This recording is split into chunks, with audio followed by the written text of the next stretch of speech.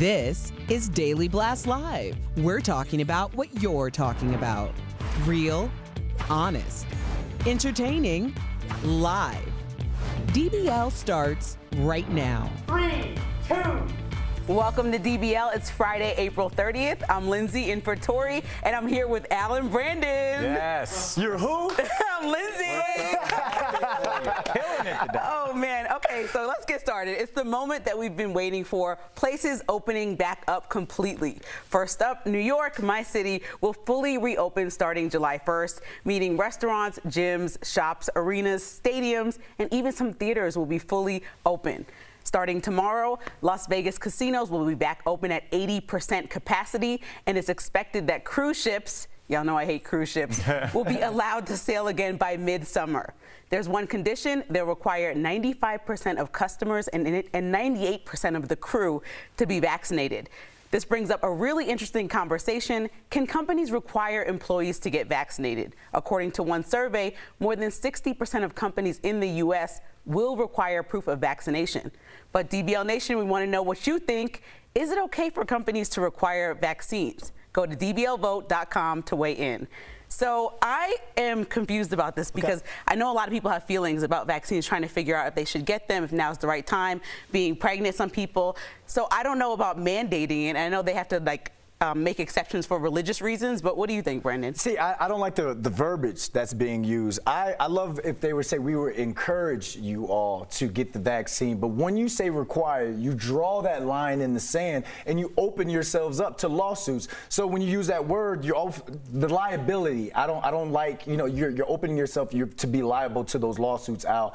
I don't know if we should use that word, require. Okay, so according to your logic, we're going to start having bars just encourage that people be 21. Ooh. Well, right? In Europe, they drink at 18. Okay, I'm just saying. Well, I know, Al, you're a real proponent of the vaccine. You're like, what's everybody waiting for? I'm a proponent of let's keep it all the way 100 about how we feel about this country because, Lindsay, Brandon, if you want to win an election, you call your opponent a socialist. We are proud capitalists in this country. But as soon as corporations start acting like capitalists, everybody gets in their feelings. I'm like, you want people to be vaccinated so you can keep your doors open so people can keep coming to your business. If Carnival has 4 massive breakouts, that's going to kill their sales that have already been down for 2 years. So these businesses have to make sure that they stay open, and the vaccine passport's the only way to do that. You say Carnival, that's a cruise. So you're electing, this is a vacation type thing. So I want to go on a cruise. That is somewhat, it's a leisure. Working, like our 9 to 5s, that was something that we require to put food on the table. So you're telling me that to some people, you have to get vaccinated in order for you to get back to work, or in order for you to even have a job. You could be a better coder, you could be a better manager than the next person, but what's going to separate me from not getting that job to you getting that job is I'm not vaccinated. That I just doesn't. Well, who's giving you that job? Our parent company, Tegna, right? Yeah. And if we have an outbreak, Lindsay, you're pregnant. You've got to go for a month or two. So we lose Lindsay. We lose our executive producer. 9 News is gone, and then all of a sudden, now Tegna's like, how do we make money to pay for your job as a coder? So I think it all kind of. So many companies are letting people work from home and have been for the last year and a half. The whole transition is so abrupt to just say, get vaccinated by this date, come in. So I know some companies are being flexible and some companies have a hard date. But that decision is going to be tough on when the vaccine will be required, because just like with schooling, what we always talk about, at some point in 5 years from now, this vaccine is going to be normal. Yeah, right. So exactly. Well, let's just read the vote. Let's see what the people think. So what, 70% of people say yes, that it's okay to require the vaccination, and 30% of people say no. So I think that's about right, too, Yeah. in terms of how people feel. All right, we've got a quick update to the conversation we had earlier in the week, all about my guy Joe Rogan. He told his million of podcast listeners that if you're young and healthy, there's no need to get vaccinated. And he got a lot of pushback, including on our show. Even Dr. Fauci responded, saying all eligible Americans should get vaccinated. But now Joe Rogan is walking back those comments, or is he? Here's what he said on his podcast yesterday. You be the judge. I'm not an anti-vax person. Right. In fact, I said I believe they're safe, and I encourage many people to take them. I just said I don't think that if you're a young, healthy person that you need it. Their argument was you need it for other people. So you don't transmit the virus. That makes more sense. So But that's a different argument. I'm not a doctor. I'm a moron. And I'm a cage fighting commentator who's a dirty stand-up comedian. I'm not a respected source of information, even for me. Okay, so what do you make of those comments? I wanted to talk about the comedian thing because he used that alibi to say, hey, don't trust me, I'm not a doctor, but Al's a comedian. So is that okay with his large following? I don't even know. I don't think we realize that when we're talking, we're just in a room, we're talking to my friends, that these cameras go somewhere. And when Joe Rogan is talking to his friends, I don't think that he realizes that for 3 hours a day, his thoughts are going into his followers' heads. His followers probably hear his voice more than anybody else in their life combined, and it ain't close. And so he does have a lot of sway, and maybe he is just now cognizant of it, and I could see how that could happen on a little bit of a smaller scale, but he's got to be responsible because he can't just pull that I'm a comic thing because people listen to him. People live their life by how he lives his life. Yeah, you could tell he had to toe the line a little bit there, but the whole, hey, go get the vaccine. I'm not saying it's a bad vaccine. That came from upstairs. That came from the people who signed your checkbook. But then on the flip side, don't listen to me. I'm just a dirty comic. That came from the viewers. That came from the people who help put money in your pocket, helps upstairs write that check. So he told the line there a little bit, but like you said, I don't think he understands the weight or the validity of what he says and how his listeners follow every word. Yeah, we'll see if he watches what he says moving forward. I don't know if he will. No, he's a dirty comic. They're not going to watch what he says. All right, so 5 people have been arrested for allegedly kidnapping Lady Gaga's dogs. Now, back in February, 2 of the singer's French bulldogs were kidnapped, and her dog walker was shot. Now, 3 men, who police say are gang members, were charged with the crime. 2 others, including the father of one of the suspects and the woman who returned the dogs, were also charged. Yes, that lady. Police say the suspects targeted the dogs because of their high value, and they did not know they belonged to the singer. I was one of those conspiracy theorists that thought somebody plotted on Lady Gaga and took that ransom money, but I'm so surprised that they got caught. Lindsay, first of all, we needed an Al was right buzzer, so if the booth can get on that. Thank you, I'll take it.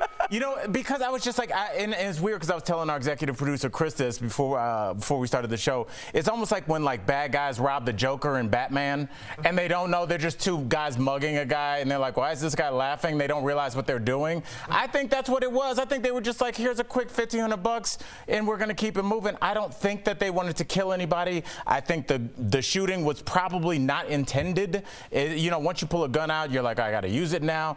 And I think all these things just snowballed on these dog thieves, and now all of a sudden they're facing like attempted murder charges. Attempted murder charge. But here's the thing, like I still have a hard time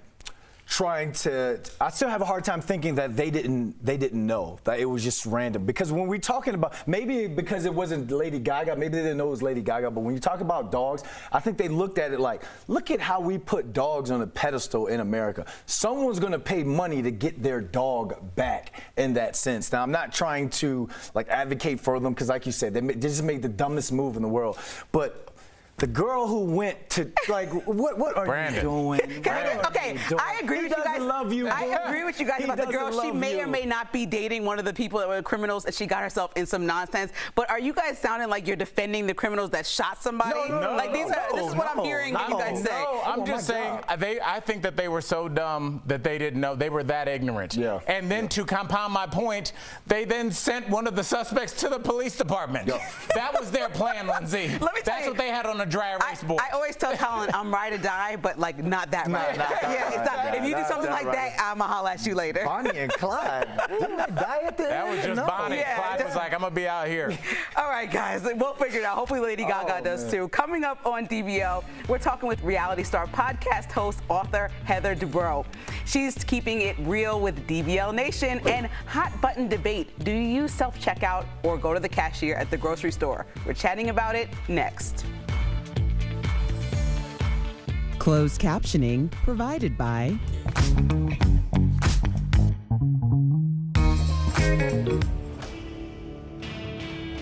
Here's a question we got in an email. If we need to get booster shots, do we stick with the same brand as our original vaccine? Our sources are the FDA, Dr. William Schaffner, an infectious diseases expert from Vanderbilt University, and Dr. Anna Durbin, a vaccines expert from Johns Hopkins University. Well, at the moment, the scientists in the companies and the NIH are working on kind of phase 2 vaccines, right? So-called boosters. We haven't decided we need them yet. The other good news is those are starting to be tested, and even different platforms or mixed vaccinations are also starting to be tested, particularly in the UK. Basically, while we don't know if we need booster shots, the pharmaceutical companies have already started to test for them. And while it's likely if you got, say, a Pfizer vaccine, you would then get a Pfizer booster, testing on mixing brands is also starting. We'd have to look at that, look at the data, because we want to make sure we maximize the benefit and minimize the side effects. Most importantly, with all this booster talk, all recommendations about booster shots need to come from the FDA and the CDC.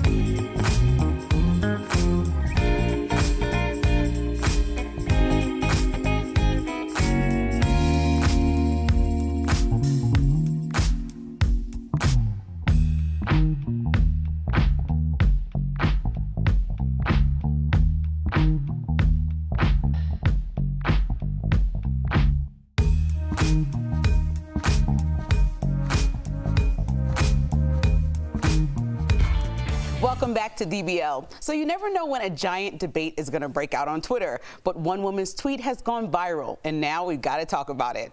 She tweeted, quote, "Do you prefer self-checkout at the grocery store or to use the cashier?" So this may seem like a simple enough question, but it turns out a lot of people have very, very strong opinions about this. So DBL Nation, do you prefer self-checkout or the cashier? Go to dblvote.com to weigh in. I just want to say that if I have more than 10 items, it's not happening. I'm not going to self-checkout.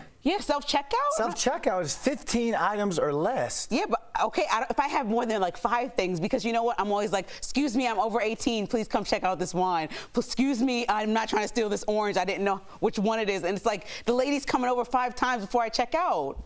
Look, I will say this, that was one of the perks for me getting sober, honestly, is you can use the self-checkout line without any booze. So you can go quickly, and if you were able to locate a barcode, it's pretty easy. Now, they have not figured out fruits and vegetables, because when I have fruits and vegetables and I try and weigh them, because then you're like, oh, this is broccoli, and then there's 15 different broccolis that come up, like, is this a bunch, is this one?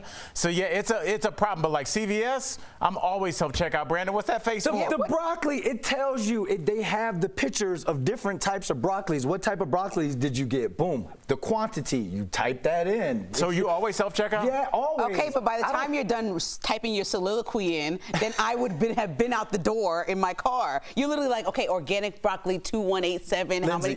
Like, who wants to do all that? You just said that you would go to a cashier with 11 items. You're the reason why the line is that That's long. a good point.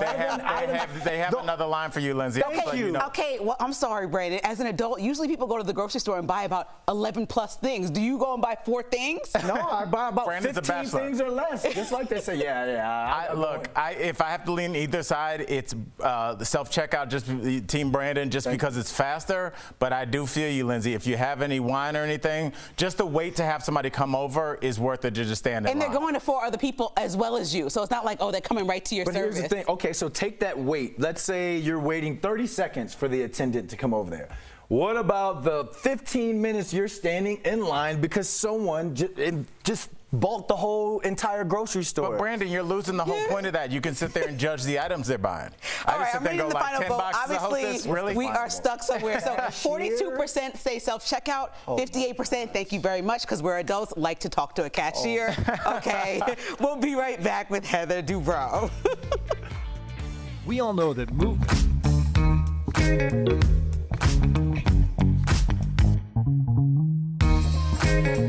If you plan on getting your coronavirus vaccination, you might want to avoid partying too hard. Let's connect the dots. Doctors have already said a moderate amount of alcohol is probably safe before or after you get your coronavirus vaccine. There hasn't been research on how it interacts with the COVID-19 shots, but medical experts don't expect it to be a concern. In fact, studies have suggested small amounts of alcohol can actually benefit your immune system by reducing inflammation. But when it comes to heavier alcohol consumption, the story changes. According to the New York Times, doctors are not recommending drinking excessively around the time of your vaccination. That's because heavy drinking, especially over the long term, can hurt your immune system, which needs to be up and running for the vaccine to do its thing. So what's the difference between moderate and heavy drinking? Moderate for men is 2 drinks a day, and only 1 drink for women. Heavy drinking for men is 4 or more drinks a day, and 3 or more for women, which is why you might want to keep that celebration on the small side.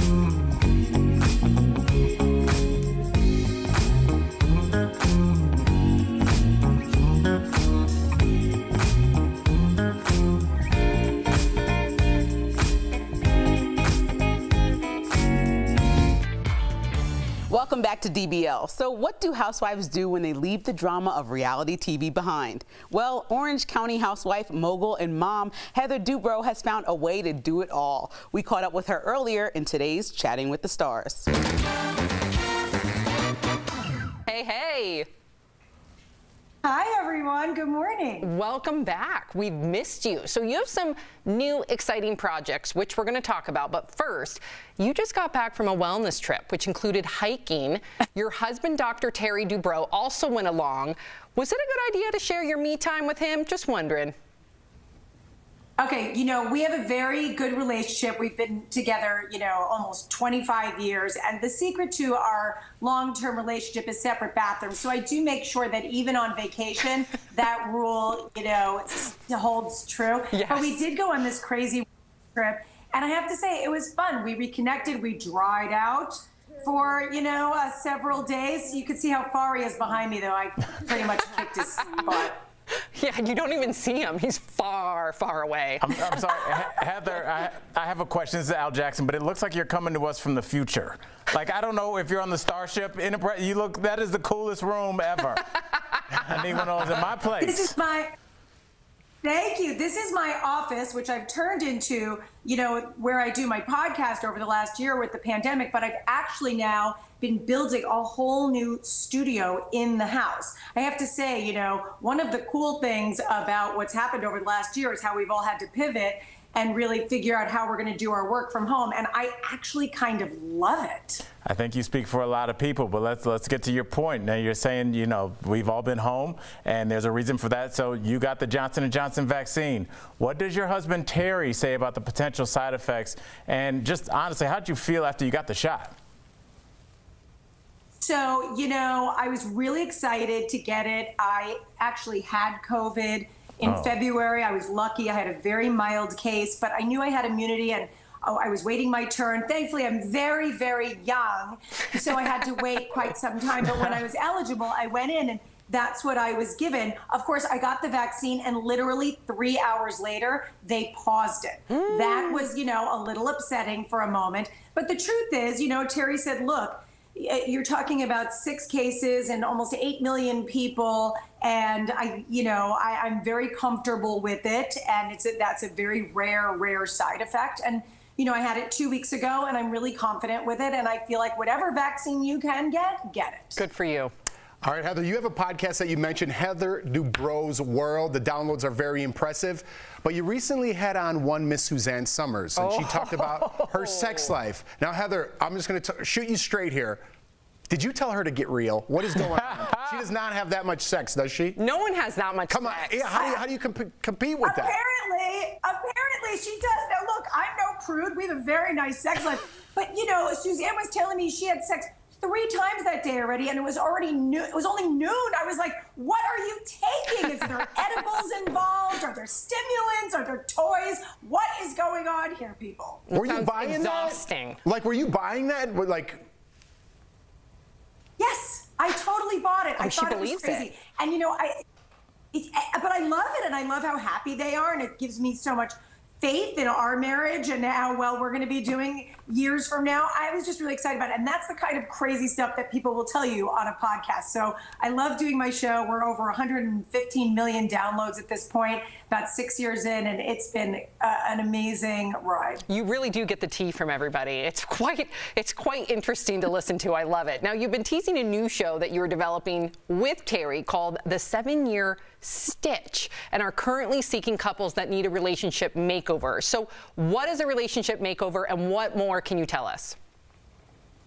So this is so exciting. You know, people call Terry and I couple goals, relationship goals. And so what we realized was, you know what? We're going to open up our Rolodex and we're going to help people. We're going to take couples that are in that 7-year-ish period of time where they're, you know, getting that itch. Is this the right thing? Is this the wrong thing? Are we growing together, apart? And really give them an internal, external makeover. And there's a very cool twist at the end. We are looking for couples right now. We are casting. We're going to be shooting this summer. Go to troopercasting@gmail.com if you want to be a part of this. It's going to be amazing. It's for a big network, and we're very excited. Ooh, DBL Nation, you better email her right away. Thank you, Heather. We appreciate you. DBL Nation, be sure to check out new episodes of Heather's podcast, Heather Dubrow's World. We'll be right back. Bye, Heather. Promotional consideration is brought to you by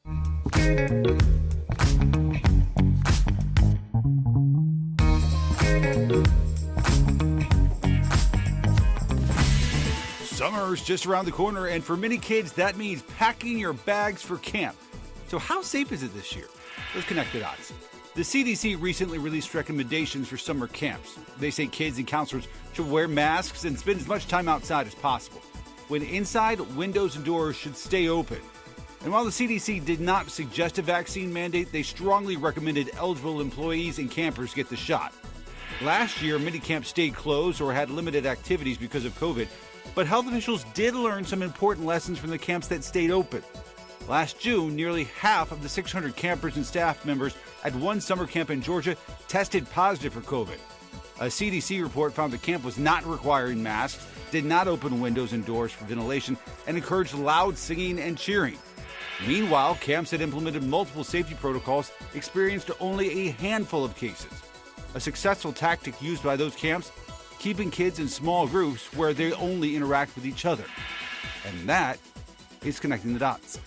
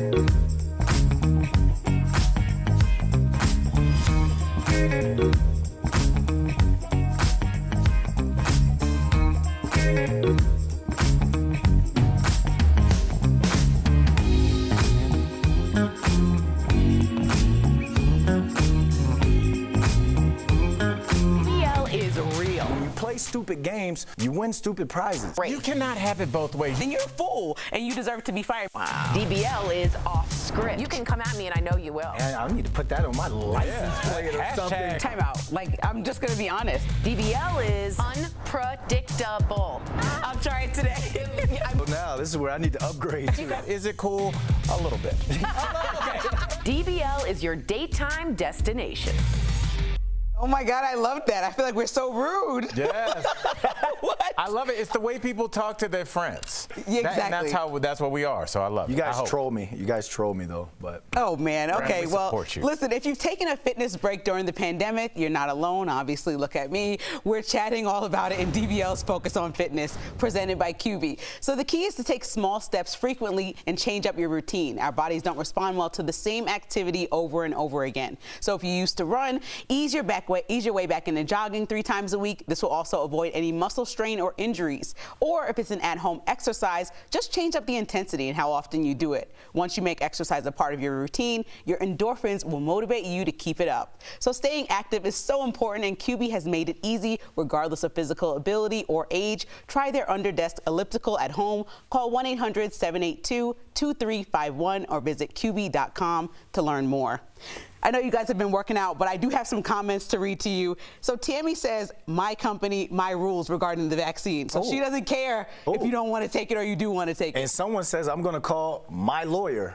Next. Oh my gosh. And then Christy says, fine with me. I'm vaccinated, so no worries. I don't care about anybody else. Get vaccinated. Let's just open back up. It's a good thing. We just want to be free. We're talking about reopening. So listen, goodbye to all coworkers at home. Today and like every day, DBL is new. We'll see you Monday. Same time, same place. Thanks, Tori, for letting me keep your seat warm.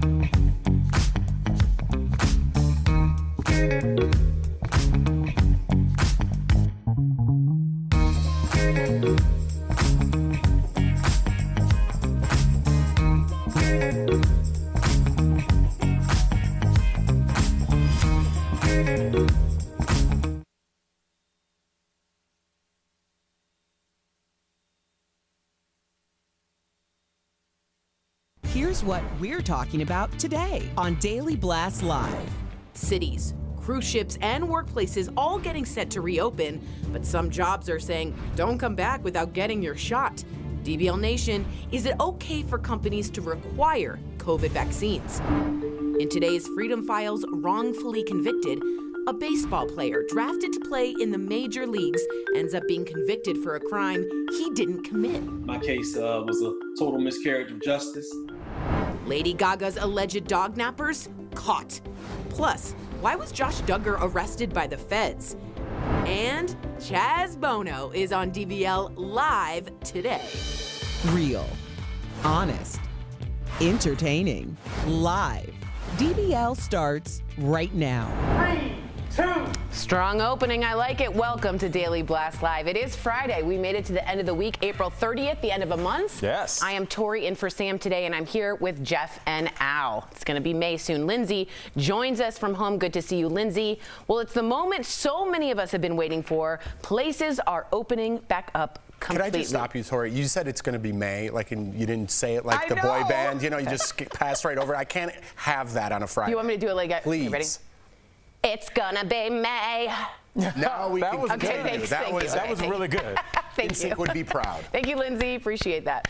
All right. First up, New York City will fully reopen starting July 1st, meaning restaurants, gyms, shops, arenas, stadiums, and even some theaters will be fully open. Starting tomorrow, we got Las Vegas. The casinos will be back at 80% capacity, and it's expected that cruise ships will be allowed to sail again by mid-summer. Now, there's one condition. They'll require 95% of customers and 98% of the crew to be vaccinated. This brings up a super interesting conversation. Can companies require employees to get vaccinated? Now, according to one survey, more than 60% of companies in the U.S. will actually require proof of vaccination. But DBL Nation, we can all hear you, Bert. You're moving the chair. We can hear you. We want to know what you think. Is it okay for companies to require vaccinations? Go to dblvote.com to weigh in. Gentlemen, thoughts? Can we? Are we allowed to require? What do you think, Jeffrey? I think if you own your own business, you could do whatever you want to do, right? And you could make that one of your requirements. I'm not saying push that on everybody. I don't think that is the answer. How about incentivize? How about start there? Let's incentivize some of our employees to try to get back to normal, to try to get that vaccine. If you really are staunch and you hard against the vaccines, maybe work from home a little bit. Maybe try how that works out for 6 months, right? So I don't like a hard yes or a hard no, and if you don't do it, you're fired. I think incentivize and work from there. It's not a bad idea. I actually kind of like that. Lindsay, you're pregnant, and I just think, should they be mandating even pregnant women to be getting the vaccine, even though it's safe? What do you think that as a pregnant woman? Well, I know that a lot of these companies that are saying that they might require it are also leaving room for different exceptions, like people for religious reasons or health reasons that don't want to get the vaccine. So I don't know if the pregnant people fall in that category or what, but I think that it's just really abrupt when you had a year and a half of a lot of companies, if they were able to, letting their employees work from home, and then it's like setting these hard dates where it's like everyone's vaccinated by this date instead of kind of when they're comfortable. But I also think that in 5 years, this is not going to be a conversation. Like, everyone's going to have to be vaccinated, maybe less time in order to workplaces. It's going to be like kids going to school that need vaccinations. I'm all for it. I think we should have strict requirements. You know me, I'm for a vaccine passport at my house. I'm going to be a bouncer. I think it's a direct threat to people working there, and I think it should happen. Let's take a look at our vote. 61% of you said yes, it's okay, and about 40% of you said no. Interesting. All right, Al, I want your opinion on this. We got a quick update to a conversation we had earlier in the week. It's about Joe Rogan. Have you ever worked with Joe? I did once early in my career. I won what magazine? Men's Health Magazine's contest, a comedy contest, to open up for him and Charlie Murphy. So I did. And they were both really cool. It was early in my career. It was the first theater I ever did. Wow, that's huge. All right, well, Rogan, if you didn't know, told millions of his podcast listeners that if you're a young, healthy person, there's no need to get vaccinated. He got a lot of pushback, including on our show. Even Dr. Fauci responded saying all eligible Americans should get vaccinated. But now Joe is sort of walking back those comments, or is he? So here's what he said in his podcast yesterday. You be the judge. I'm not an anti-vax person. Right. In fact, I said I believe they're safe, and I encourage many people to take them. I just said I don't think that if you're a young, healthy person that you need it. Their argument was you need it for other people. So you don't transmit the virus. That makes more sense. So But that's a different argument. I'm not a doctor. I'm a moron. And I'm a cage fighting commentator who's a dirty stand-up comedian. I'm not a respected source of information, even for me. All right, so what did you make of what Joe Rogan said? Is he walking back those comments or not? Albert? I'd agree with two of the three things he said. I believe he is a comic and a commentator and a personality, but almost like us, I don't think that we realize that, like, when you look at these cameras and we're talking, because we're just real life friends, we don't realize these cameras go places. I don't know if Joe Rogan understands the influence he has. He talks into people's ears, and his thoughts go directly into people's brains for 3 hours a day, every day, especially for his loyal listeners. And in a way, what he says supplants what a doctor says. What he says supplants what people's parents say. That's how important he is in people's lives, because he's given people structure, people that didn't have it. So I don't think he meant any harm, but that's the problem when you start talking about things that you're not an expert in. Like all of us, you can do harm without trying to. You're a big fan, right? Then we shouldn't do stories about politics, right? Because none of us are in politics. We should do nothing about the government because none of us are in government, right? People have to be discerning at home and where they get their information and what they take in. If you don't like Joe Rogan talking, by the way, he prefaces this in the beginning of every podcast. He does a 3-hour-long podcast, and people plug 10 seconds of what he says. If you don't like this, then why do celebrities go up and endorse a certain president? Why do musicians do that? Why do athletes do that? If you don't like what Joe Rogan says and you think he's wrong, I think he's wrong too. Then we should denounce everybody who gets on that stage after they win an award and give their opinion about politics and say, I don't care what you have to say because you are not that. And I hear you, and you're actually making me change my mind. Lindsay, I want your opinion. Good argument. A very good argument, but thank you. Does he Bye, Jeff. But does he have more responsibility because of the platform he's in and where we are with the pandemic? I want to hear Lindsay. Go ahead, Lindsay. I think Jeff and I both love Joe Rogan, so it's hard to say that people need to be looking at him as a source of major information. I think, like, everybody has to do their job. Everyone has to do their job and find the source for the news that they're going to consume. And Joe Rogan is an opinion talk show host. So, like, give him some room to be wrong. You're saying we have to adult, is what you're saying. We have to be discerning. Yeah, make your own decisions. Right. Because Oprah voted for this person doesn't mean, like, I love Oprah, I'm a huge fan, that's who I'm voting for. Do your work. Do what's good for your life. Don't let celebrities and musicians and athletes influence who you are as a person. Be your own. Love that. Well, except for Al Jackson. Coming up on DBL, from a promising career in pro baseball to prison. This is an incredible story. One man shares his journey with a little help from, yes, Stacey Abrams in Freedom Files, wrongfully convicted. Plus, don't go away, because we're talking live to actor and activist Chaz Bono. He's weighing in on Ayelet Page's interview with Oprah and trans representation in Hollywood. And here's a hot button issue. It's going to get heated. Do you use self-checkout or go to the cashier? Here's a question we got in an email. If we need to get booster shots, do we stick with the same brand as our original vaccine? Our sources are the FDA, Dr. William Schaffner, an infectious diseases expert from Vanderbilt University, and Dr. Anna Durbin, a vaccines expert from Johns Hopkins University. Well, at the moment, the scientists in the companies and the NIH are working on kind of phase 2 vaccines, right? So-called boosters. We haven't decided we need them yet. The other good news is those are starting to be tested, and even different platforms or mixed vaccinations are also starting to be tested, particularly in the UK. Basically, while we don't know if we need booster shots, the pharmaceutical companies have already started to test for them. And while it's likely if you got, say, a Pfizer vaccine, you would then get a Pfizer booster, testing on mixing brands is also starting. We'd have to look at that, look at the data, because we want to make sure we maximize the benefit and minimize the side effects. Most importantly, with all this booster talk, all recommendations about booster shots need to come from the FDA and the CDC.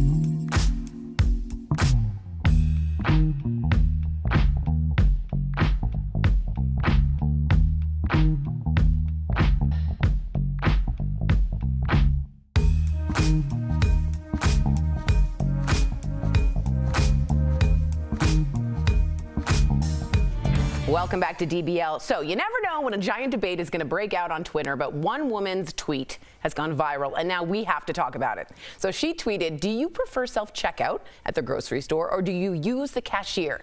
So this may seem like a simple enough question, but it turns out a lot of people have very strong opinions about this. I'm sure at home you're already arguing. So DBL Nation, do you prefer self-checkout or the cashier? Go to dblvote.com to weigh in.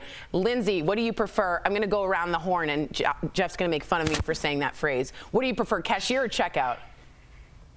I'm a grandma, so I prefer the cashier, because every time I go to self-checkout, before I was pregnant, I would get like a bottle of wine or something like that, and then they have to come over and they have to help me out and scan their card, and then I have to move things from that area of weight to show them that I'm not stealing into my cart, and they have to come over again because the weight's off. So it just is like, if it's more than like 3 items, I have to go to a cashier because my patience in the grocery store is not that high. I appreciate that, Grandma. We have a nodding Jeffrey. You as well? No, I'm a self-checkout guy. The less human interaction I could have throughout my day, the better. I am like Jason Bourne when I'm at the grocery store. I see somebody like outside with a limp, I'm like, red shirt, backwards hat, don't follow them in my cart. I know. I turn down the aisle, I'm like, no. That person's on their phone too loud. I'm gonna push them into the chips. I am like Jason Bourne, and I go there, boop, boop. I even know some of the codes. Do you? Like mandarin oranges or something? Oh yeah. Jalapenos, I know it. Boop, boop, boop, boop. Okay, so we got two opposing ones. Albert? I'm gonna lean towards the side of Jeff here, and here's why. This is sober Al you're talking to, so I don't need to go to the cashier. Self-checkout, if you don't have any alcohol with you, very quickly, as long as you can locate a barcode and swipe it over the big red X, you can get in and get out. Because if I get behind somebody's cart, I'm just gonna be angry and just judging every purchase. I'd be like, do you need that many Little Debbies? Do you really? And see, I don't want to be that guy, so I just go to the self-checkout. Okay, first of all, but Al, what about the produce? Yeah, the produce is hard. The produce is difficult. Now it says the number on the tag. Not always. They started to put the barcode on like the base of the stalk of the broccoli. Okay. But when they were first getting the technology right, it was difficult with the produce. Can I say we've all forgotten that it's somebody's job, and that I would like to work and allow someone to have a job instead of a robot? Do you say that when you get a flight online, or do you call up and speak directly to a human? Coming up, let's take a look at the vote. Cashier is 53%. Self-checkout is 47%. I do think Tori, what's your thoughts? I understand maybe some jobs are antiquated, but I'd like to keep the ones we have. However, have y'all seen the new Amazon where you already have a code and put things in your cart and just walk out? You don't do any of it. I've read articles. So that I don't know freaks where me they out. are, though. Yeah, what do you think, Linz? That freaks me out. That's too far. I don't want to. I had to use Apple Pay because I forgot my wallet the other day, and it really was uncomfortable. I'm like on my phone trying to scan. It just is like, just come on. Like, I need to go in my wallet and use a credit card. I don't know what the reason is, but I like to do that. Lindsay, don't call it a wallet. We all know you have a changed purse with coupons folded. But coupons folded like in the 8 pieces, just like, I have something for Chex Mix. Hold on to those raisins. Okay, so we basically have 50. Rude. All the way, and everyone needs all the Little Debbies that we can deserve. All right, Al. Agreed. Coming up on DBL, new twist in the Lady Gaga dog napping saga. The suspects have been caught, but is this the end of the story? And right after the break, we are talking live to actor Chaz Bono. Do not go away. We all know that. If you plan on getting your coronavirus vaccination, you might want to avoid partying too hard. Let's connect the dots. Doctors have already said a moderate amount of alcohol is probably safe before or after you get your coronavirus vaccine. There hasn't been research on how it interacts with the COVID-19 shots, but medical experts don't expect it to be a concern. In fact, studies have suggested small amounts of alcohol can actually benefit your immune system by reducing inflammation. But when it comes to heavier alcohol consumption, the story changes. According to the New York Times, doctors are not recommending drinking excessively around the time of your vaccination. That's because heavy drinking, especially over the long term, can hurt your immune system, which needs to be up and running for the vaccine to do its thing. So what's the difference between moderate and heavy drinking? Moderate for men is 2 drinks a day, and only 1 drink for women. Heavy drinking for men is 4 or more drinks a day, and 3 or more for women, which is why you might want to keep that celebration on the small side.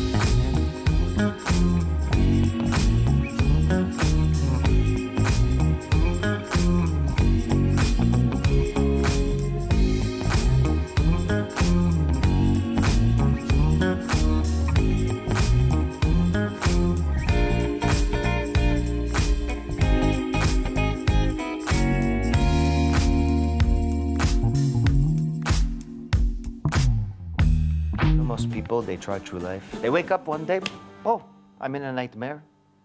I don't know what I need. I think I'm in a nightmare and I don't know what I need. Aha. Last week I got fired from my job. I came home early from work and I find my girlfriend in the tub with our neighbor, Larissa. Oh. They were drinking margaritas in the middle of the day for lunch. For lunch. Welcome back to DBL. You just watched a clip from the movie Reboot Camp, a comedy about phony self-care gurus and the people who fall for them. Please welcome one of the stars. We're so proud to have him, Chaz Bono. Yeah. Welcome, Chaz. Thank you. Thanks for having me. We're so excited to have you here. Please talk to us about Reboot Camp and your character, Herbert. I go to self-care guru sometimes, so what drew you to the role? Talk to me. So Reboot Camp, it's a very funny mockumentary, which is one of my favorite kind of comedy genres, about these 2 brothers who want to do a documentary about, the dark side of self-help, industry when it kind of falls into the cult lane. And instead of doing it from the outside, they decide that they're going to kind of form a group around a charismatic individual, and one of the brothers, takes on this personality, and they form Reboot Camp. And of course, it's kind of not a totally ethical thing to do, and things start to go amiss. And, it gets very popular, and I play one of the campers, and I come in having this personal life trauma, and I'm looking for somebody to help me, to fix me, to give me purpose again. And I always say, Herbie, if they were passing around glasses of Kool-Aid there, I drank a pitcher. I'm just, the ultimate camper. Gotcha. So I know who that person is. Yep.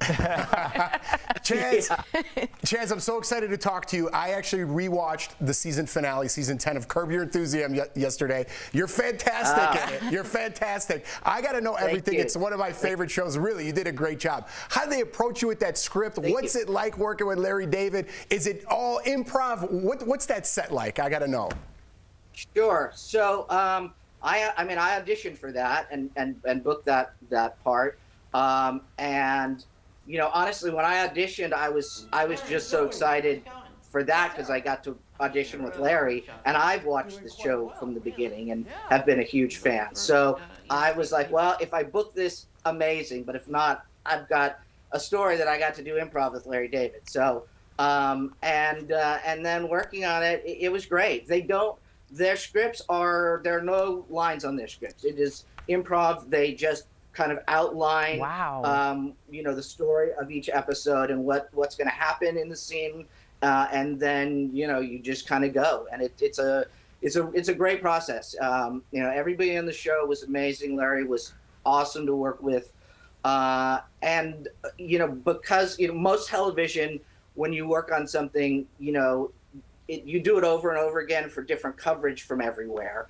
With Curb, what was kind of neat about it, because no two, takes are alike, they cover it with lots of cameras everywhere. You work on it a few times, you get it, funny, and there's all these cameras covering you, and then you kind of move on. So it was kind of a dream job. I really enjoyed it. It was the first time I really got to do comedy. Up until then, I'd done, 2 seasons of American Horror Story and some pretty dark independent films. So that was a lot of fun. Your timing was good. Did a great job. Yeah, you did a great job. And Chaz, you also did a great job with the perfect transition into my question. How you doing? This is Al Jackson here, man. Obviously, you played a popular role on American Horror Story Cult. Can you tell us a little bit about what that was like?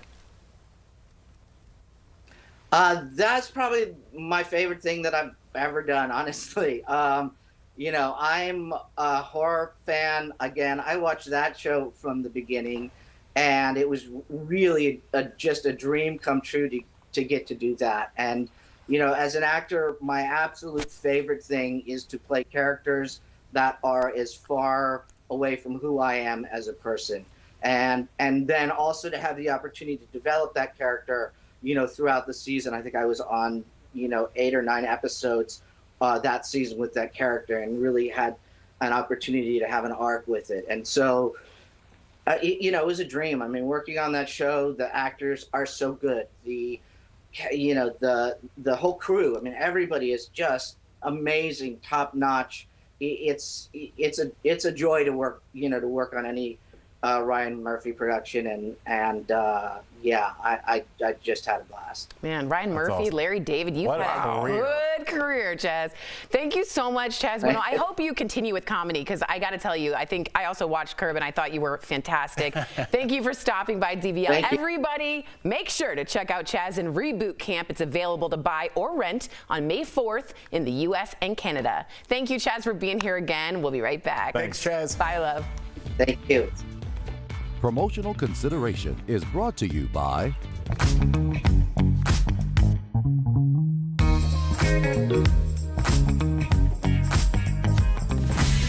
Summer's just around the corner, and for many kids, that means packing your bags for camp. So how safe is it this year? Let's connect the dots. The CDC recently released recommendations for summer camps. They say kids and counselors should wear masks and spend as much time outside as possible. When inside, windows and doors should stay open. And while the CDC did not suggest a vaccine mandate, they strongly recommended eligible employees and campers get the shot. Last year, many camps stayed closed or had limited activities because of COVID, but health officials did learn some important lessons from the camps that stayed open. Last June, nearly half of the 600 campers and staff members at one summer camp in Georgia tested positive for COVID. A CDC report found the camp was not requiring masks, did not open windows and doors for ventilation, and encouraged loud singing and cheering. Meanwhile, camps that implemented multiple safety protocols experienced only a handful of cases. A successful tactic used by those camps, keeping kids in small groups where they only interact with each other. And that is connecting the dots.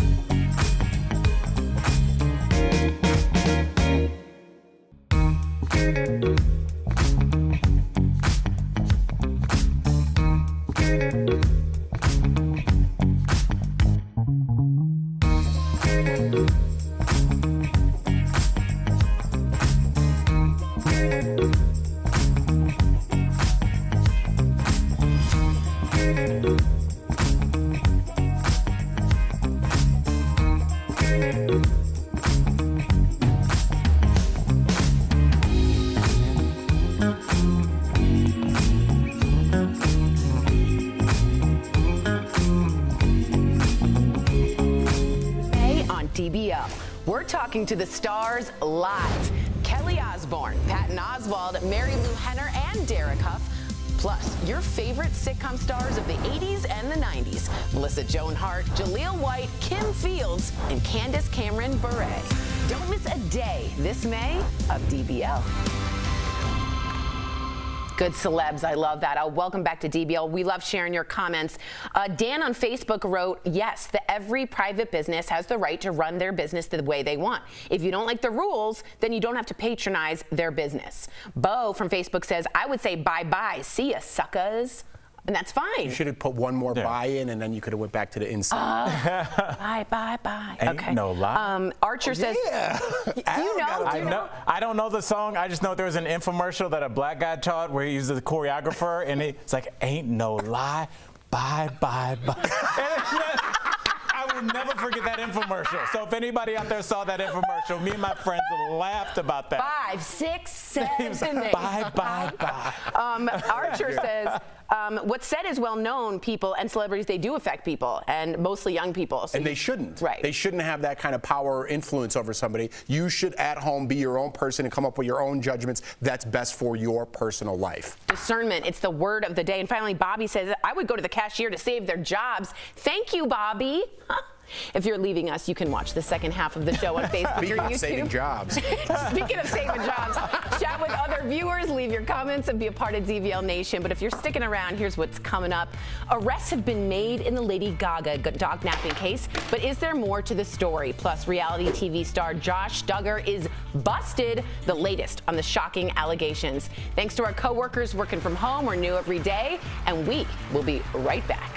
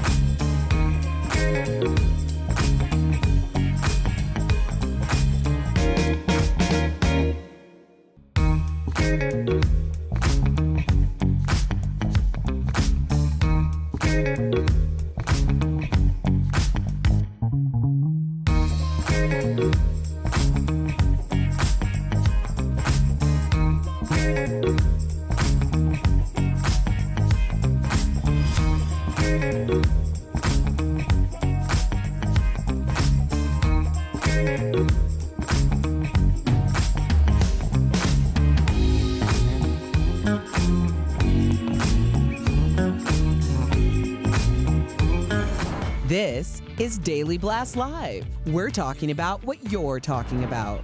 Real, honest, entertaining, live. DBL starts right now. 3, 2. Ooh, other side. Welcome to Daily Blast Live. I'm Tori. I'm in for Sam today. I'm here with Jeff and Al. Lindsay is joining us from home, and I'm going to eat some crow in this next story, and Lindsay knows exactly what I'm talking about. 5 people have been arrested for allegedly kidnapping Lady Gaga's dogs. Back in February, you guys remember this, 2 of the singer's French bulldogs were kidnapped and her dog walker was shot. Now, 3 men who police say are gang members were charged with the crime. 2 others, including the father of one of the suspects and the woman who returned the dog, were also charged. Now, police say the suspects targeted the dogs because of their high value as French bulldogs, but did not know they belonged to the singer. I'm here on camera, Lindsay, to say I fully thought they knew. I thought they went on like a full moon. I thought they planned it all out, and I was wrong. Go ahead, Linz. What do you think? You know, the biggest part that stuck out to me about this story is the girl that went and tried to go collect the ransom money and whatever her connection was to these men that planned this stupid robbery. She not only doesn't have the money, but now she's probably going to jail for somebody that was not her forever soulmate. And so I don't know if that's even something that you would do for your forever soulmate. So I'm just confused about what her end game was here with this one. And I'm surprised that they got caught, honestly. I thought that the person was a nice lady that was going to take the money and move on, and that is not the end of this story. No. Lindsay, you're surprised that people that committed a robbery and then went into the police station got caught? No. I thought Lady Gaga was going to pay for it, like, to go away. She got her dog back, and she was like, I'm done with this. Don't worry about it, police. No, I don't she want to paid press for that charges. investigation. That's what I thought. She paid for that investigation. Jeff, you called that the woman was suspicious. And so did I. You did? I said this is ridiculous. Both of you. Well, Both it takes of a you. big person, Tori, to admit when they're wrong, and a bigger one to say that now we're right. We were absolutely right. Yeah, they were trying to make this into Ocean's 11. Lady Gaga said, no questions asked, just bring back those dogs. And they got greedy, and they brought back the dogs, and that's how they caught everybody. Now, everybody involved could be charged with attempted murder because they decided to shoot that poor dog walker while they were trying to take these dogs. Why do you think it got so violent, Alec? Why shoot? I mean, I get a robbery. French bulldogs are really expensive. I've seen that before, but I've never heard of a dog napping with a shot. Right, it was weird, but I think it's those things that when you have a gun, for whatever reason, some people feel compelled to use it. And that's why some of the pushback on guns. Yeah. And in this situation, I just think we had a bunch of dumbbells that thought they could make some quick money, and all of a sudden somebody is shot. All of a sudden they have a hair-brained scheme that's falling apart that leads to them walking into the police station. And there are people whose lives are forever changed. This man that was shot's lives forever changed. So this is funny but sad at the same time. Right. So I'm You're glad right. he recovered. I am too. All right, on to another arrest. All of you are talking about this on at least the YouTube chat that I'm on. Reality TV's Josh Duggar has been arrested, and we now know why. It's on federal child pornography charges. The former 19 kids and counting star pled not guilty. Look at that face, by the way. Can I just? Let's take a second. I saw this morning, and I was so angry. Sorry. No, I think you're right, because everyone just popped up on the screen. They all just said the same thing, Jeff. He's currently now in an Arkansas jail. If convicted, he faces up to 20 years in prison. Now, this news comes just days after Josh and his wife announced they were expecting a 7th child. Back in 2015, of course, Josh confessed to molesting 5 girls, 4 of which were his sisters. When he was a teen that same year, he also admitted to cheating on his wife using the affair site Ashley Madison. These, again, are all allegations. He has not been convicted, just arrested. Jeff, I know you feel really strongly about that. Go ahead and tell us what you're feeling. Well, these are just the ones that we know of, allegedly, right? Yeah. You know, so how many more are there? Do you understand the effects that has to those 5 people, probably more? That for the rest of their lives, they will never be the same person. And he's got that look on his face. Yeah. I mean, I have 2 kids, and I could feel my blood literally starting to boil. This is a problem, not only in our country, but around the world. Sex trafficking, the videos that he has in his possession, where do these kids come from? Right, where are they getting? There's stories of sex trafficking in the United States where truckloads, semis full of young children are being pulled over, and we find, and it's not hitting the front page. We're worried about something else. This is a huge problem worldwide, and it disgusts me that this doesn't get more attention in the news. I appreciate that. Lindsay, you're about to have a child. How does it make you feel? I mean, I know these are all allegations, but I think it's like one of the most disgusting crimes that you can commit if he's convicted of all this. And I'm happy that while they go through the trial process, if he is ever out of not behind bars, they are going to have somebody supervising him. I read on TMZ to make sure he's not around any children. I mean, the fact that he even has a platform, like 19 kids and counting, the ironic nature of that show, and then him being like the spokesperson for a big, nice family, it's just really disgusting that this is what he turned out to be, such a monster, allegedly. And, you know, I hope that he gets everything that's coming to him if these allegations are true. I agree. Al, what do you think about that smirk on his face? Huh? A lot of people writing in about the mugshot that they viscerally reacted to this and said how they made it feel. Had you have 3 kids? I mean, yeah, I would smirk too if I felt like I had gotten away with this for years. I mean, there's been smoke around this guy for years, and that did not stop people from backing him with product. That did not stop people, like you said, Lindsay, from giving him a platform. So there's a lot of people's hands that are dirty here, and a lot of people that made a lot of money knowing that something was wrong. And we're all adults, and we all have a sixth sense about when something's going on. And maybe after somebody's been accused of molesting at least five young women, maybe don't have a 7th kid with them. But what do I know? Well said. Moving on to a different story, Destiny's Child star Kelly Rowland had a Zoom party during the birth of her son. Interesting. Kelly gave birth to her second son, Noah, earlier this year, but because of COVID, her husband and doula were only allowed in the delivery room. But Kelly recently said in an interview that her Destiny's Child sisters, Beyonce and Michelle Williams, were able to watch the birth over Zoom. Now, Beyonce's mom, Tina Knowles, and Kelly's mother-in-law were also invited to the Zoom chat. I'm saying TMI, I'm gonna go to the pregnant lady really quick. Are we gonna have like a Zoom invite for Colin? Yes, send the link. The 1:30 meeting, are you gonna let me tell you. The 1:30 meeting, are we gonna be like, what's going on? I've never been so firmly against something in my life. That is just a hard, extreme no. It's a hell no. What do you mean? Nobody's gonna be Zooming in. Like, I already told you I hate Zoom and I don't want to attend. I wouldn't ask you guys to attend a Zoom baby shower of mine. Just send your wishes, your well wishes my way. I'm done with Zoom, so it definitely is not happening inside of the delivery roroom. Not even a chance. Not even. I'm not even entertaining the idea. It's private, right? Y'all have been in the room. Yes. It's private and very sort of.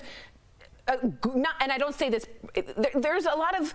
But I would argue it's the most private thing ever. Is that situation right there between those two people? Maybe the mother or mother-in-law is in there. That's your business. But I just don't know if I would put that on Zoom, even though it's obviously that these women are extremely close. Yeah, I mean, we're close, right? Right. They're basically in a band together. We work together every day. I wouldn't answer Zoom if I was brushing my teeth with you guys, let alone show you my wife and my newborn child being birthed. Have you, listen, Lindsay, I'm just going to leave it there. It's amazing and crazy and all of it. Just explain the picture. Let me tell you something. If even my sister was in town, then she can see me right after I get home. She's not Zooming in, even if she's not in town, then I guess I'll see her when she gets here. It's not happening even with my real sister, not my fake band sister. Lindsay, I don't want to go too, are you going to let Colin be involved? Let's talk about this off air. I don't know what you mean about being involved. I didn't want to go too far. Coming up on DBL, we'll introduce you to Jimmy Gardner. Her laugh makes me so happy. This is a victim of the justice system, but a survivor of spirit and strength. His story, incredibly, is next in Freedom Files, Wrongfully Convicted. Stay tuned, everyone. This May on DBL. Chilling first-hand accounts from women who escaped history's most notorious cults. From the sex trafficking ring that was NXIVM to Jonestown, a name synonymous with mass murder. Survivors are speaking out. It wasn't until the wee hours of the morning that we were told that 500 had ran into the jungle and 500 were dead.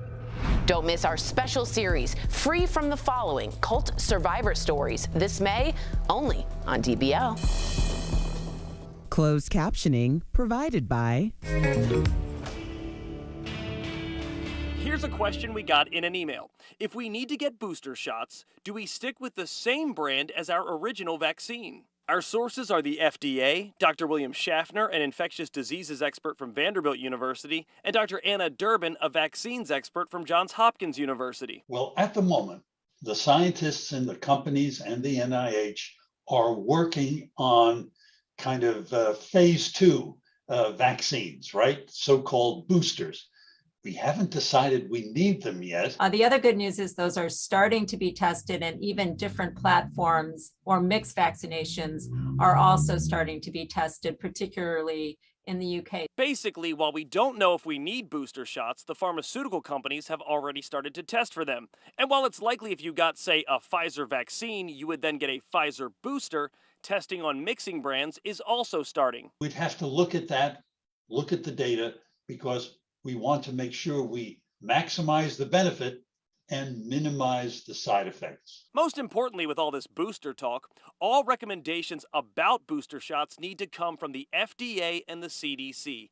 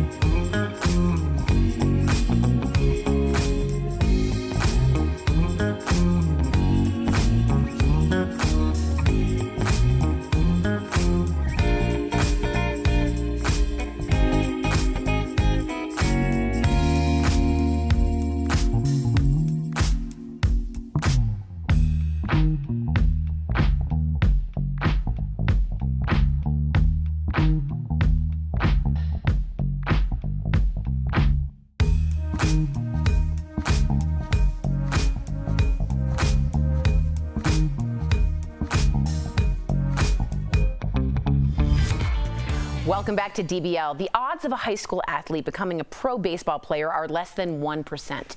Jimmy Gardner was on his way to becoming one of those successes until it was stolen from him. Earlier, Alan Sam spoke with Jimmy in Freedom Files, wrongfully convicted.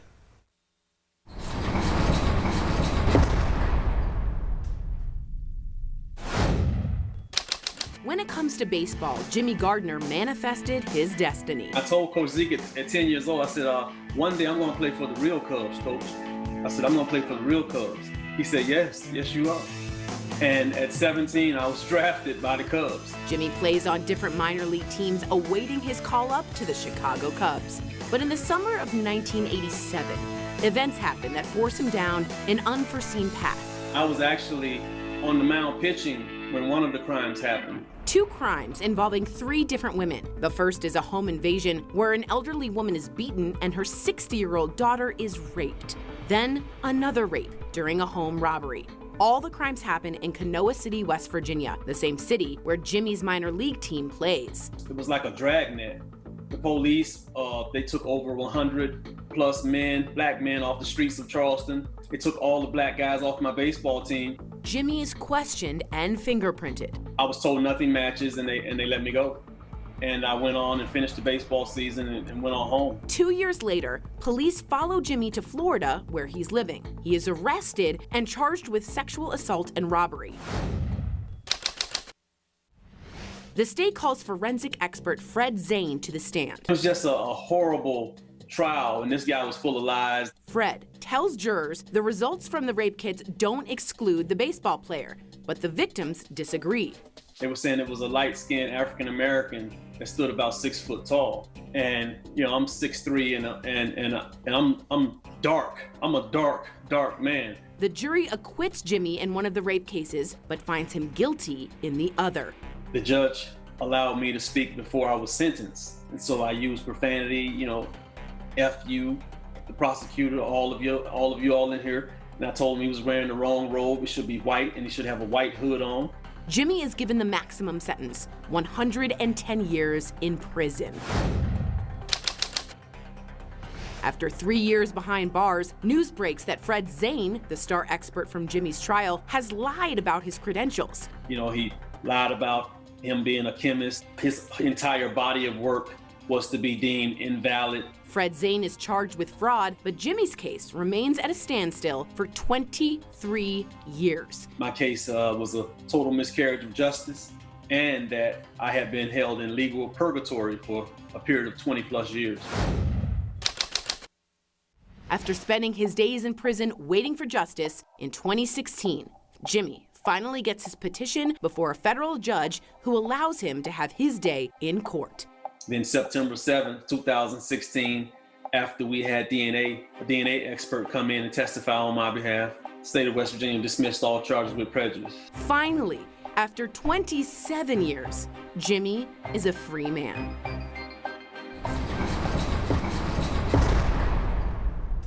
Jimmy, welcome to DBL. Now, before your wrongful conviction, you were steps away from being a Chicago Cub. When you think about the life that might have been, does it make you angry? Not really. I've gotten over a lot of anger and rage and all types of displeasure or displeasing emotions throughout the years of incarceration. And I recognized early that that's something I needed to do in order to stay healthy and keep a sane mind. So it doesn't bother me. Wow, better person than me. The only thing that does bother me is that you were not going to be one of my beloved Cleveland Indians. Now, come on, Jimmy. We need you in Cleveland, baby. I think we still got a roster spot. I don't know if I'm capable of filling that spot. I'm almost 55 now. When I left, I was 22. Right. Oh, man. So I don't know about filling the spot today. Well, let's get to that time gap, because your case was in legal purgatory for over 20 years. Like, can you even help walk us through like how you think that happened? I went to trial in 1990, and before sentencing, the judge asked me would I like to address the court with anything.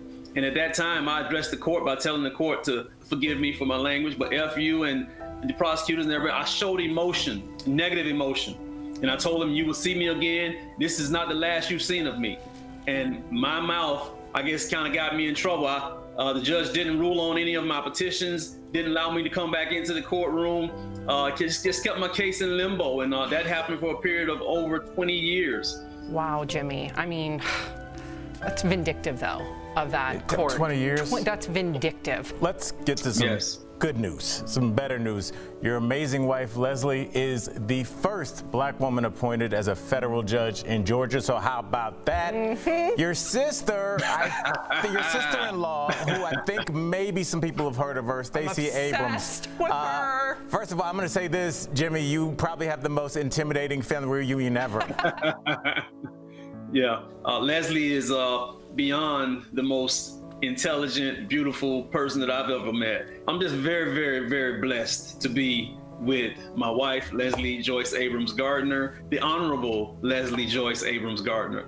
But the entire family is just wonderful. You know, my family, I give a lot of different shout outs. My mother, Miss Gladys Gardner. The women around me have just been phenomenal. I feel like everybody should have a few black women in their life, like almost court appointed, because black women, I feel like the reason that I am sitting here in a suit and tie, I got through college, I am a father, is because black women have this amount of love. I have so much success and happiness and intelligence around me. It just oozes off on me. I'm a little bit more intelligent today because of my surroundings. Yes. Man, my heart is bursting, absolutely bursting, Jimmy. Where do you go from here? Well, I'm going to try to complete my college, get my degree in communications at Chapman University. I do inspirational motivational speaking. I do emotional intelligence training. It's so ironic. I do training with an officer from the Charleston Police Department that arrested me for the charges. He and I do emotional intelligence training together. Wow. So that's phenomenal. And I'm just so honored and so blessed to be around so many wonderful people. Thank you so much for sharing your story. For those of you wanting to learn more about Jimmy, check out his podcast, Chopping It Up with Jimmy C. You can also check out his website or his social media pages. Jimmy, it was such an honor. You are walking the walk. Thank you so much, Jimmy. We'll be right back. Thank you. You'll have a great day. Thank you.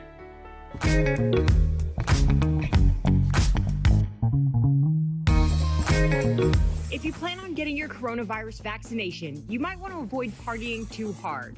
Let's connect the dots. Doctors have already said a moderate amount of alcohol is probably safe before or after you get your coronavirus vaccine. There hasn't been research on how it interacts with the COVID-19 shots, but medical experts don't expect it to be a concern. In fact, studies have suggested small amounts of alcohol can actually benefit your immune system by reducing inflammation.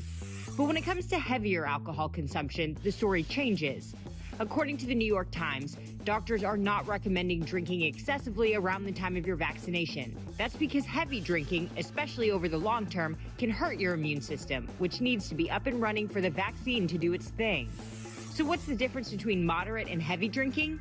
Moderate for men is 2 drinks a day, and only 1 drink for women. Heavy drinking for men is 4 or more drinks a day, and 3 or more for women, which is why you might want to keep that celebration on the small side.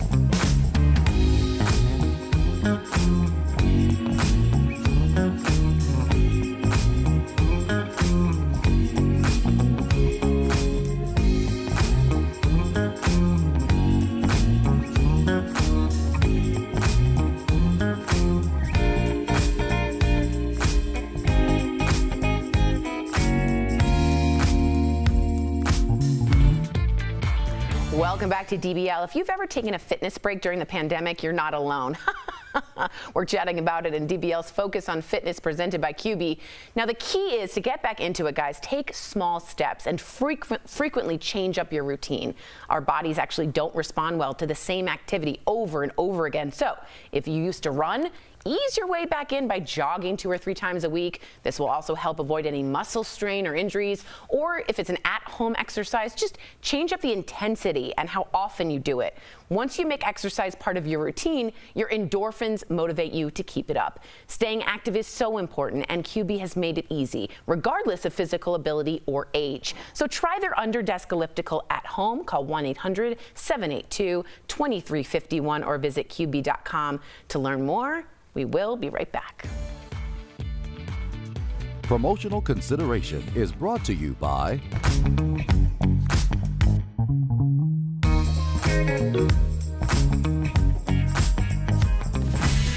Summer's just around the corner, and for many kids, that means packing your bags for camp.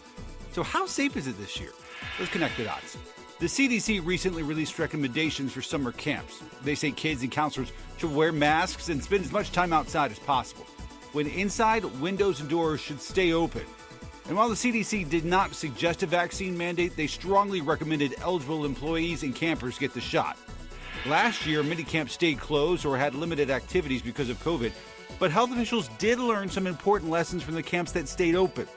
Last June, nearly half of the 600 campers and staff members at one summer camp in Georgia tested positive for COVID.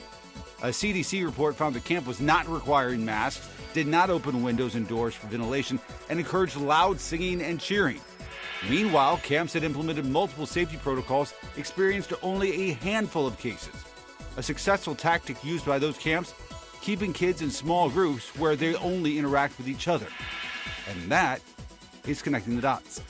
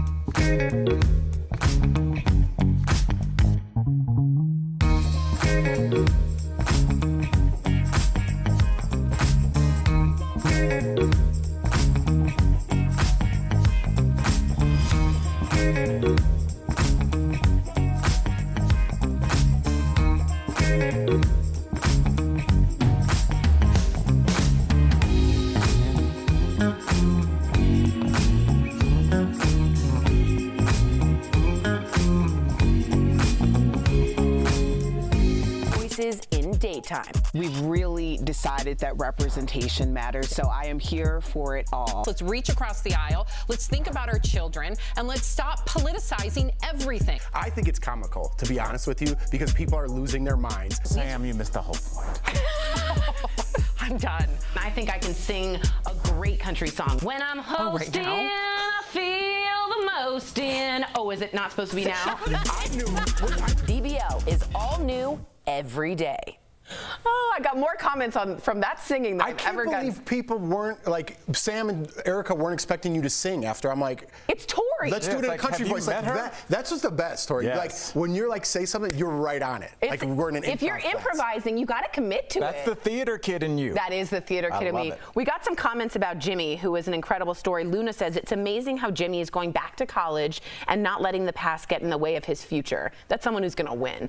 And Bailey says, Jimmy is the epitome of resilience and strength. I'm just very proud of our show for doing Freedom Files Wrongfully Convicted. I think people should know about it, and I think people should know them personally and humanize it. I like that we do that. Yeah, I'd say that Sam and I talked about that interview with Jimmy for a couple days after. Like, it was like he did more for us than we did for him. What an incredible human being. Yeah, bravo. All right, everyone have a wonderful weekend. DBL, we're new every day. We'll see you Monday, same time, same place. Bye to our coworkers. We love you and miss you.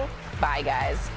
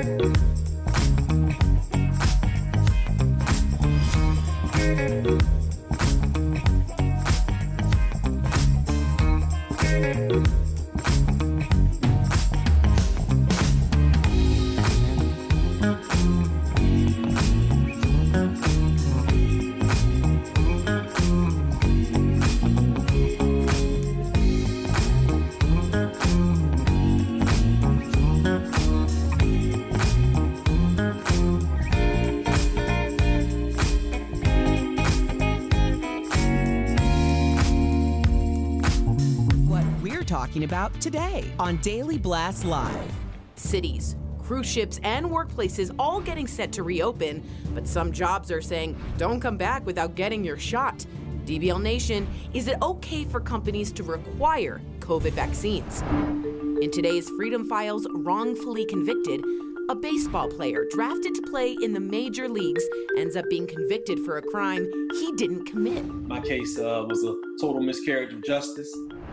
Lady Gaga's alleged dog nappers caught. Plus, why was Josh Duggar arrested by the feds? And Chaz Bono is on DBL live today. Real, honest, entertaining, live. DBL starts right now.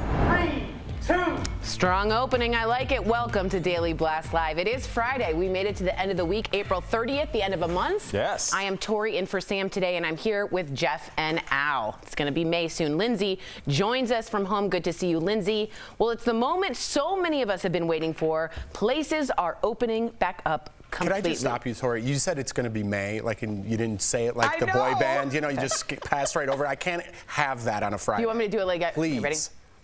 It's gonna be May. No, we that was okay, good. thanks, That was thank really good. Thank you. NSYNC would be proud. Thank you, Lindsay. Appreciate that. All right. First up, New York City will fully reopen starting July 1st, meaning restaurants, gyms, shops, arenas, stadiums, and even some theaters will be fully open. Starting tomorrow, we got Las Vegas. The casinos will be back at 80% capacity, and it's expected that cruise ships will be allowed to sail again by mid-summer. Now, there's one condition.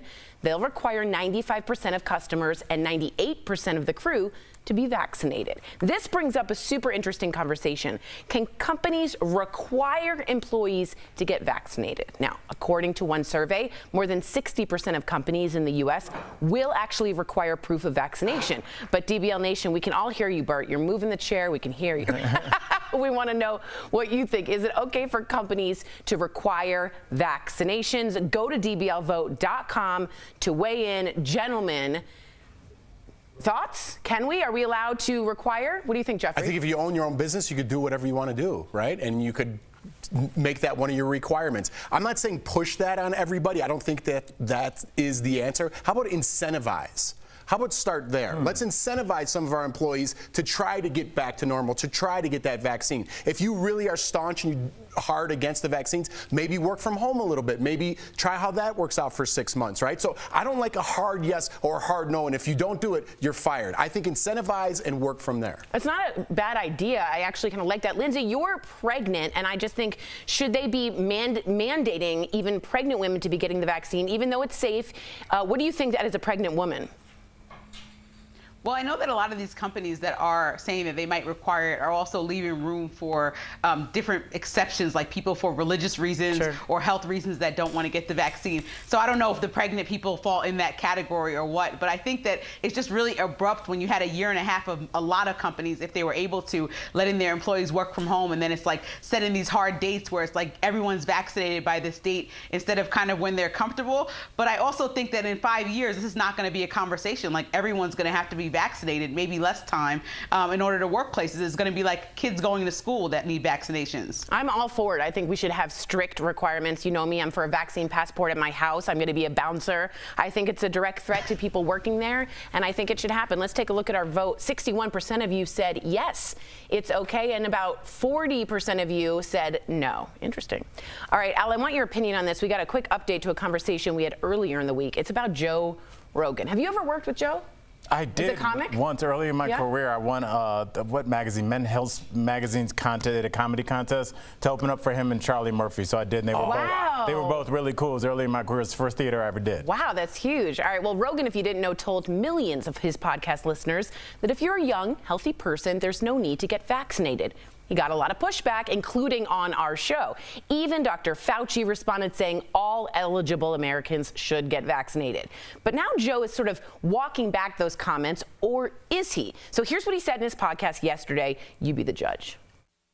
I'm not an anti-vax person. Right. In fact, I said I believe they're safe, and I encourage many people to take them. I just said I don't think that if you're a young, healthy person that you need it. Their argument was, you need it for other people. So you don't transmit the virus. That makes more sense. So But that's a different argument. I'm not a doctor. I'm a moron. And I'm a cage fighting commentator who's a dirty stand-up comedian. I'm not a respected source of information, even for me. All right, so what did you make of what Joe Rogan said? Is he walking back those comments or not? Albert? I'd agree with two of the three things he said. I believe he is a comic and a commentator and a personality, but almost like us, I don't think that we realize that, like, when you look at these cameras and we're talking, because we're just real life friends, we don't realize these cameras go places. I don't know if Joe Rogan understands the influence he has. He talks into people's ears, and his thoughts go directly into people's brains for 3 hours a day, every day, especially for his loyal listeners. And in a way, what he says supplants what a doctor says. What he says supplants what people's parents say. That's how important he is in people's lives, because he's given people structure, people that didn't have it. So I don't think he meant any harm, but that's the problem when you start talking about things that you're not an expert in. Like all of us, you can do harm without trying to. You're a big fan, right? Then we shouldn't do stories about politics, right? Because none of us are in politics. We should do nothing about the government because none of us are in government, right? People have to be discerning at home and where they get their information and what they take in. If you don't like Joe Rogan talking, by the way, he prefaces this in the beginning of every podcast. He does a 3-hour-long podcast, and people plug 10 seconds of what he says. If you don't like this, then why do celebrities go up and endorse a certain president? Why do musicians do that? Why do athletes do that? If you don't like what Joe Rogan says and you think he's wrong, I think he's wrong too. Then we should denounce everybody who gets on that stage after they win an award and give their opinion about politics and say, I don't care what you have to say because you are not that. And I hear you, and you're actually making me change my mind. Lindsay, I want your opinion. Good argument. A very good argument, but thank you. Does he have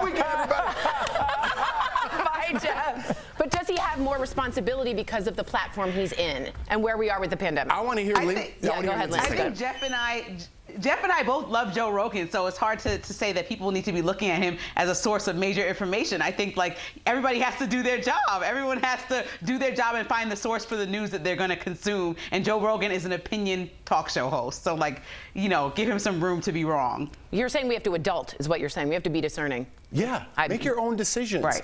Because Oprah voted for this person doesn't mean like, I love Oprah, I'm a huge fan, that's who I'm voting for. Do your work, do what's good for your life. Don't let celebrities and musicians and athletes influence who you are as a person. Be your own. Love that. Well, except for Al Jackson. Coming up on DBL, from a promising career in pro baseball to prison. This is an incredible story. One man shares his journey with a little help from, yes, Stacey Abrams in Freedom Files, wrongfully convicted. Plus, don't go away because we're talking live to actor and activist Chaz Bono. He's weighing in on Ayelet Page's interview with Oprah and trans representation in Hollywood. And here's a hot button issue. It's going to get heated. Do you use self-checkout or go to the cashier at the grocery store? We're chatting about it next. Ooh, I can't wait. Closed captioning provided by... This is a smile.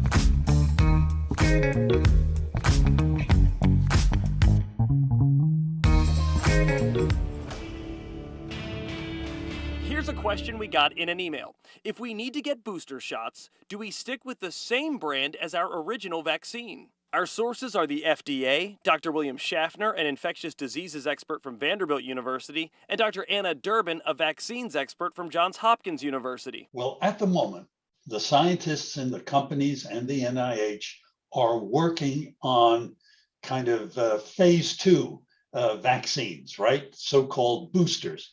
We haven't decided we need them yet. The other good news is those are starting to be tested, and even different platforms or mixed vaccinations are also starting to be tested, particularly in the UK. Basically, while we don't know if we need booster shots, the pharmaceutical companies have already started to test for them. And while it's likely if you got, say, a Pfizer vaccine, you would then get a Pfizer booster, testing on mixing brands is also starting. We'd have to look at that, look at the data, because we want to make sure we maximize the benefit and minimize the side effects. Most importantly, with all this booster talk, all recommendations about booster shots need to come from the FDA and the CDC.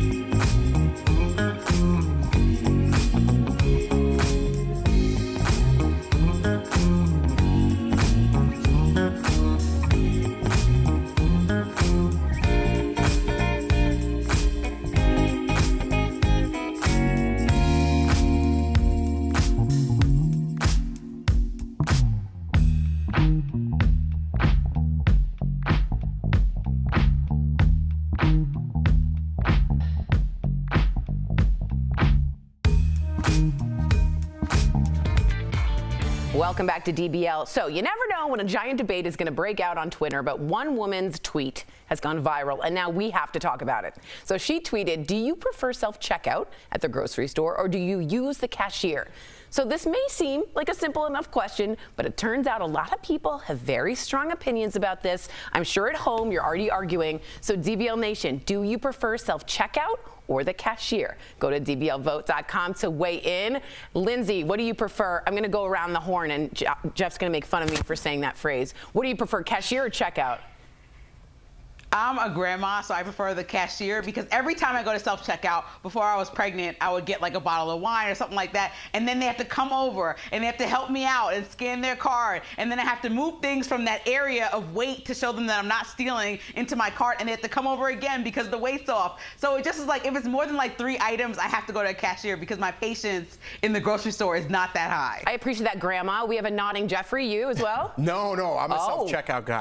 The less human interaction I could have throughout my day, the better. I am like Jason Bourne when I'm at the grocery store. I see somebody like outside with a limp, I'm like, red shirt, backwards hat, don't follow them in my cart. I know. I turn down the aisle, I'm like, no.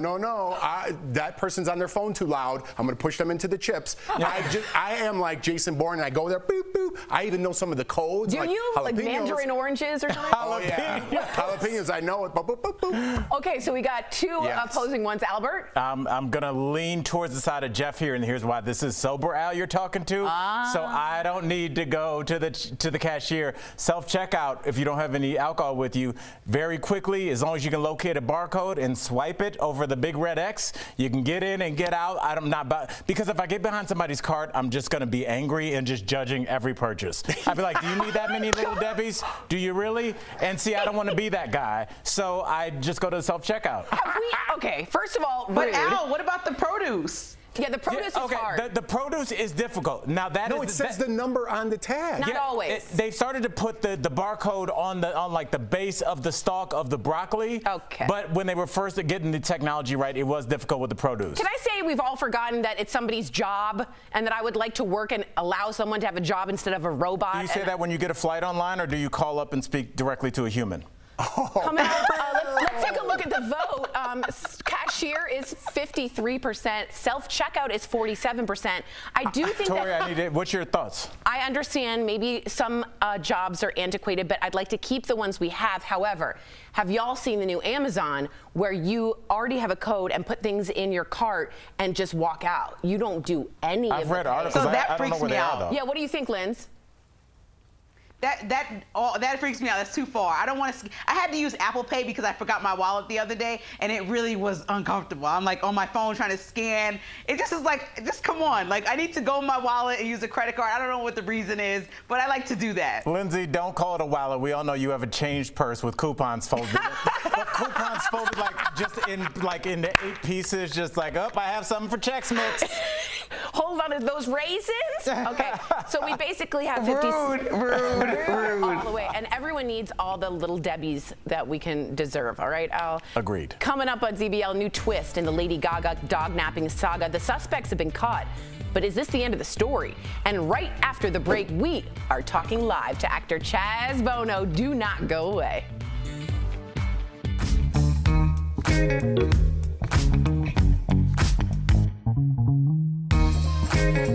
If you plan on getting your coronavirus vaccination, you might want to avoid partying too hard. Let's connect the dots. Doctors have already said a moderate amount of alcohol is probably safe before or after you get your coronavirus vaccine. There hasn't been research on how it interacts with the COVID-19 shots, but medical experts don't expect it to be a concern. In fact, studies have suggested small amounts of alcohol can actually benefit your immune system by reducing inflammation. But when it comes to heavier alcohol consumption, the story changes. According to the New York Times, doctors are not recommending drinking excessively around the time of your vaccination. That's because heavy drinking, especially over the long term, can hurt your immune system, which needs to be up and running for the vaccine to do its thing. So what's the difference between moderate and heavy drinking? Moderate for men is 2 drinks a day, and only 1 drink for women. Heavy drinking for men is 4 or more drinks a day, and 3 or more for women, which is why you might want to keep that celebration on the small side.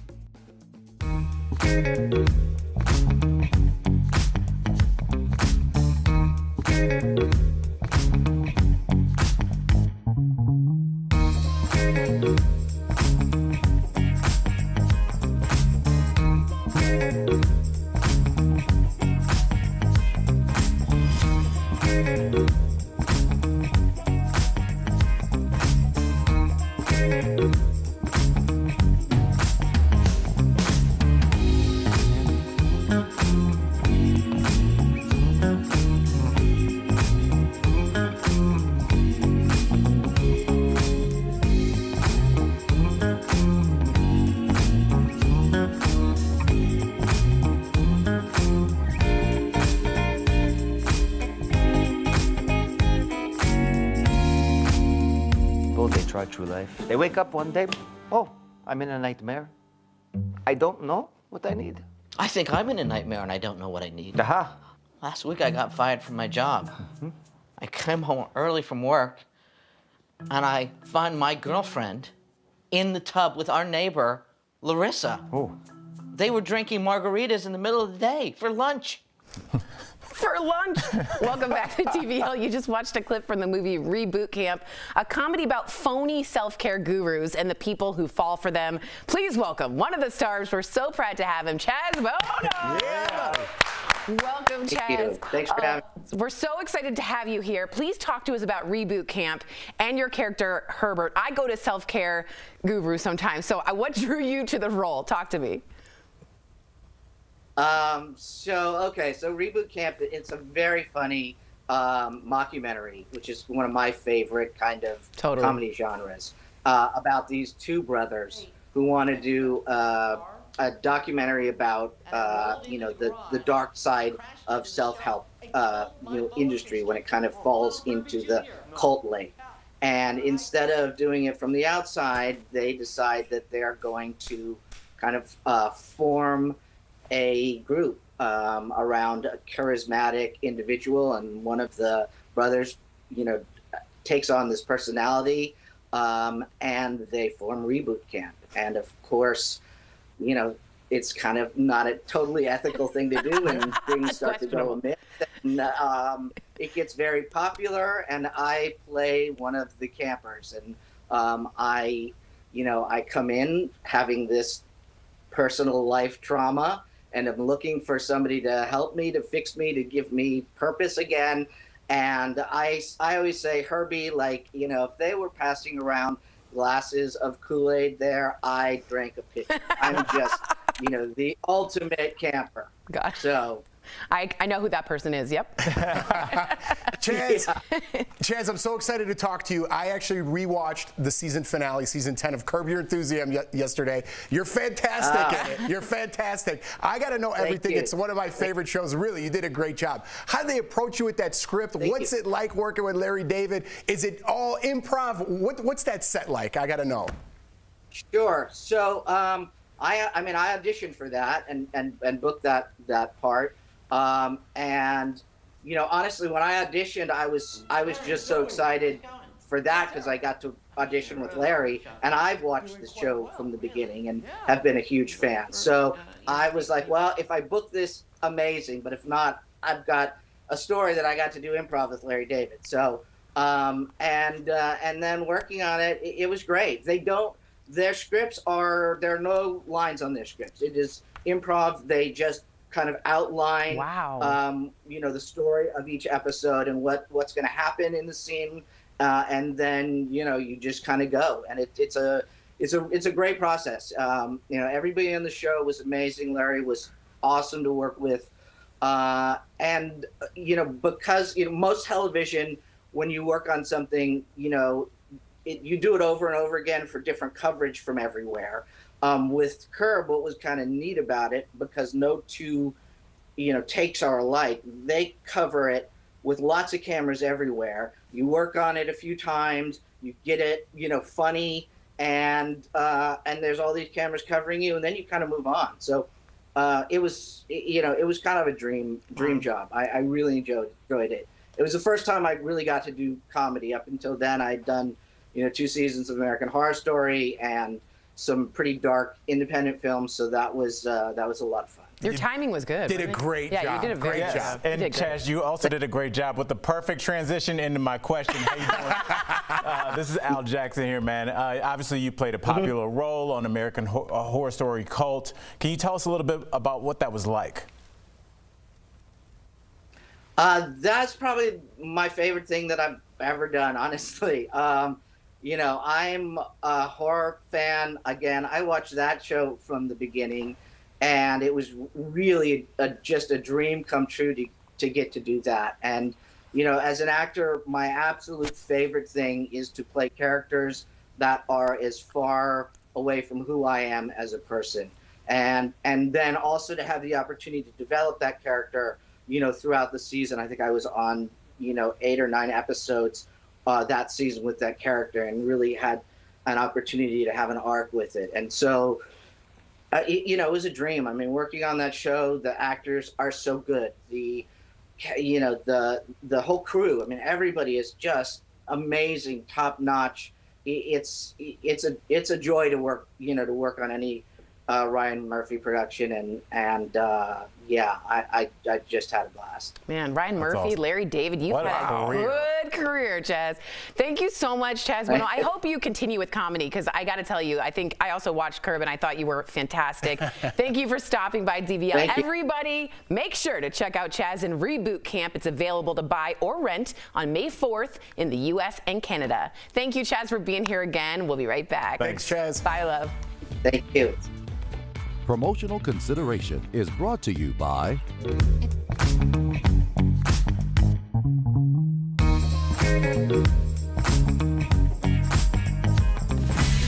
Summer's just around the corner, and for many kids, that means packing your bags for camp. So how safe is it this year?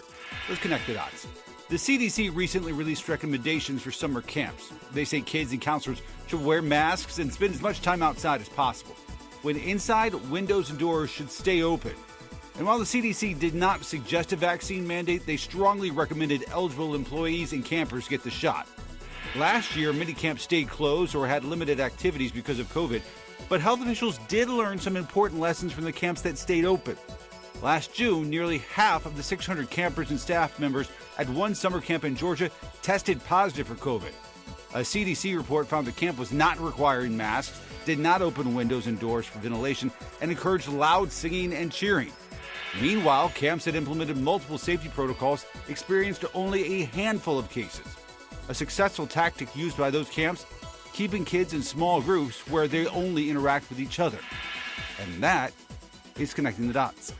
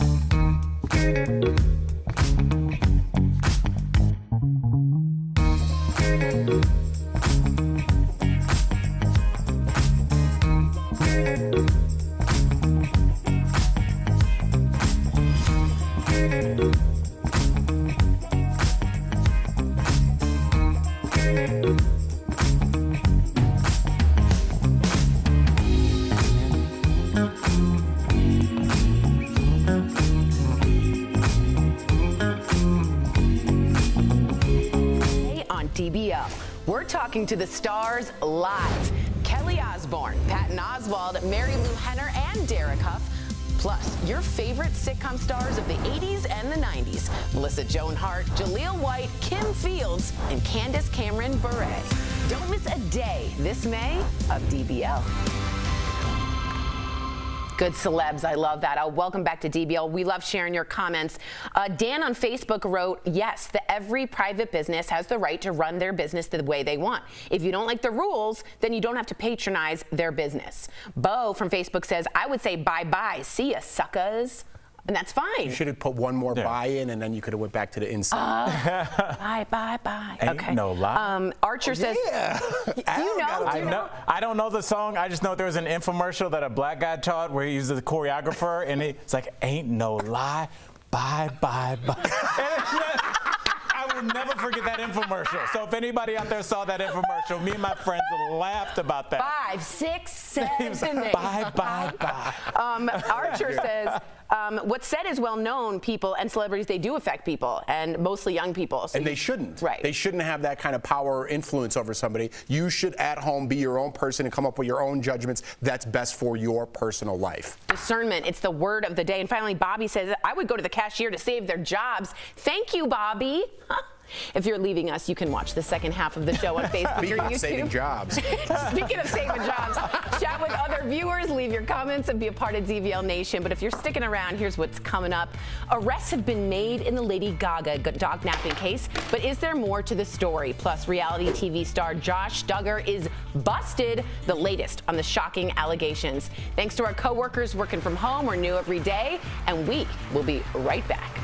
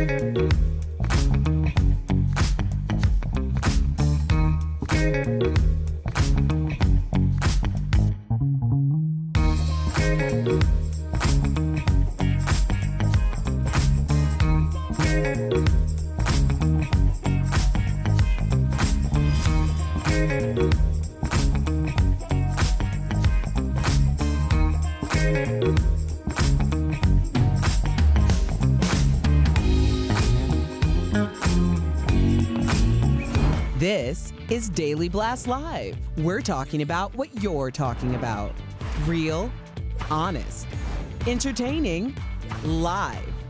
DBL starts right now. 3, 2. Ooh, other side. Welcome to Daily Blast Live. I'm Tori. I'm in for Sam today. I'm here with Jeff and Al. Lindsay is joining us from home, and I'm going to eat some crow in this next story, and Lindsay knows exactly what I'm talking about. 5 people have been arrested for allegedly kidnapping Lady Gaga's dogs. Back in February, you guys remember this, 2 of the singer's French bulldogs were kidnapped, and her dog walker was shot. Now, 3 men who police say are gang members were charged with the crime. 2 others, including the father of one of the suspects and the woman who returned the dog, were also charged. Now, police say the suspects targeted the dogs because of their high value as French bulldogs, but did not know they belonged to the singer. I'm here on camera, Lindsay, to say I fully thought they knew. I thought they went on like a full moon. I thought they planned it all out, and I was wrong. Go ahead, Linz. What do you think? You know, the biggest part that stuck out to me about this story is the girl that went and tried to go collect the ransom money and whatever her connection was to these men that planned this stupid robbery. She not only doesn't have the money, but now she's probably going to jail for somebody that was not her forever soulmate. And so I don't know if that's even something that you would do for your forever soulmate. So I'm just confused about what her end game was here with this one. And I'm surprised that they got caught, honestly. I thought that the person was a nice lady that was going to take the money and move on, and that is not the end of this story. No. Lindsay, you're surprised that people that committed a robbery and then went into the police station got caught? No. I thought Lady Gaga was going to pay for it, like, to go away. She got her dog back, and she was like, I'm done with this. Don't worry about it, police. No, I don't she want to paid press for that charges. That's what I investigation. thought. She paid for that investigation. Jeff, you called that the woman was suspicious. And so did I. You did? I said this is ridiculous. Both of you. Well, Both it takes of a you. big person, Tori, to admit when they're wrong, and a bigger one to say that now we're right. We were absolutely right. Yeah, they You were trying right. to make this into Ocean's Lady 11. Gaga said, no questions asked, just bring back those dogs. And they got greedy, and they brought back the dogs, and that's how they caught everybody. Now, everybody involved could be charged with attempted murder because they decided to shoot that poor dog walker while they were trying to take these dogs. Why do you think it got so violent, Alec? Why shoot? I mean, I get a robbery. French bulldogs are really expensive. I've seen that before, but I've never heard of a dog napping with a shot. Right, it was weird, but I think it's those things that when you have a gun, for whatever reason, some people feel compelled to use it. And that's why some of the pushback on guns. Yeah. And in this situation, I just think we had a bunch of dumbbells that thought they could make some quick money, and all of a sudden somebody is shot. All of a sudden they have a hair-brained scheme that's falling apart that leads to them walking into the police station. And there are people whose lives are forever changed. This man that was shot's lives forever changed. So this is funny but sad at the same you're time. right. So I'm You're glad right. he recovered. I am too. All right, on to another arrest. All of you are talking about this on at least the YouTube chat that I'm on. Reality TV's Josh Duggar has been arrested, and we now know why. It's on federal child pornography charges. The former 19 Kids and Counting star pled not guilty. Look at that face, by the way. Can I just? Let's take a second. I saw this morning, and I was so angry. Sorry. No, I think you're right, because everyone just popped up on the screen. They all just said the same thing, Jeff. He's currently now in an Arkansas jail. If convicted, he faces up to 20 years in prison. Now, this news comes just days after Josh and his wife announced they were expecting a 7th child back in 2015. Of course, Josh confessed to molesting 5 girls, 4 of which were his sisters. When he was a teen that same year, he also admitted to cheating on his wife using the affair site Ashley Madison. These, again, are all allegations. He has not been convicted, just arrested. Jeff, I know you feel really strongly about that. Go ahead and tell us what you're feeling. Well, these are just the ones that we know of, allegedly, right? Yeah. You know, so how many more are there? Do you understand the effects that has to those 5 people, probably more? That for the rest of their lives, they will never be the same person. And he's got that look on his face. Yeah. I mean, I have 2 kids, and I could feel my blood literally starting to boil. This is a problem, not only in our country, but around the world. Sex trafficking, the videos that he has in his possession, where do these kids come from? Right, where are they? There's stories of sex trafficking in the United States where truckloads, semis full of young children are being pulled over, and we find it, and it's not hitting the front page. We're worried about something else. This is a huge problem worldwide, and it disgusts me that this doesn't get more attention in the news. I appreciate that. Lindsay, you're about to have a child. How does it make you feel? I mean, I know these are all allegations, but I think it's like one of the most disgusting crimes that you can commit if he's convicted of all this. And I'm happy that while they go through the trial process, if he is ever out of not behind bars, they are going to have somebody supervising him. I read on TMZ to make sure he's not around any children. I mean, the fact that he even has a platform, like 19 Kids and Counting, the ironic nature of that show, and then him being like the spokesperson for a big, nice family, it's just really disgusting that this is what he turned out to be, such a monster, allegedly. And, you know, I hope that he gets everything that's coming to him if these allegations are true. I agree. Al, what do you think about that smirk on his face? Huh? A lot of people writing in about the mugshot that they viscerally reacted to this and said how they made it feel. How do you have 3 kids? I mean, yeah, I would smirk too if I felt like I had gotten away with this for years. I mean, there's been smoke around this guy for years, and that did not stop people from backing him with product. That did not stop people, like you said, Lindsay, from giving him a platform. So there's a lot of people's hands that are dirty here, and a lot of people that made a lot of money knowing that something was wrong. And we're all adults, and we all have a sixth sense about when something's going on. And maybe after somebody's been accused of molesting at least five young women, maybe don't have a seventh kid with them. But what do I know? Well said. Moving on to a different story, Destiny's Child star Kelly Rowland had a Zoom party during the birth of her son. Interesting. Kelly gave birth to her second son, Noah, earlier this year, but because of COVID, her husband and doula were only allowed in the delivery room. But Kelly recently said in an interview that her Destiny's Child sisters, Beyonce and Michelle Williams, were able to watch the birth over Zoom. Now, Beyonce's mom, Tina Knowles, and Kelly's mother-in-law were also invited to the Zoom chat. I'm saying TMI, I'm going to go to the pregnant lady really quick. Are we going to have like a Zoom invite for Colin? Yes, and you, we'll send the link. The 1:30 meeting, are you going to let me tell you. The 1:30 meeting, are we going to be like, what's going on? I've never been so firmly against something in my life. That is just a hard, extreme no. It's a hell no. What do you mean? Nobody's going to be Zooming in. Like, I already told you I hate Zoom, and I don't want to attend. I wouldn't ask you guys to attend a Zoom baby shower of mine. Just send your wishes, your well wishes my way. I'm done with Zoom, so it definitely is not happening inside of the delivery room. Not even a chance. Not even. I'm not even entertaining the idea. It's private, right? Y'all have been in the room. Yes. It's private and very sort of. And I don't say this. There's a lot of. But I would argue parts. it's the most private thing ever. Is that situation right there between those two people? Maybe the mother or mother-in-law is in there. That's your business.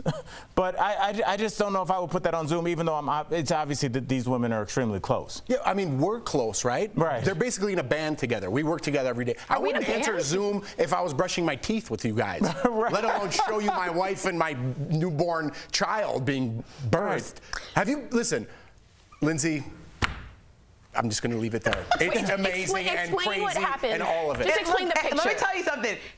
If my sister was in town, then she can see me right after I get home. She's not Zooming in, even if she's not in town, then I guess I'll see her when she gets here. It's not happening even with my real sister, not my fake band sister. Lindsay, I don't want to go too, are you going to let Colin be involved?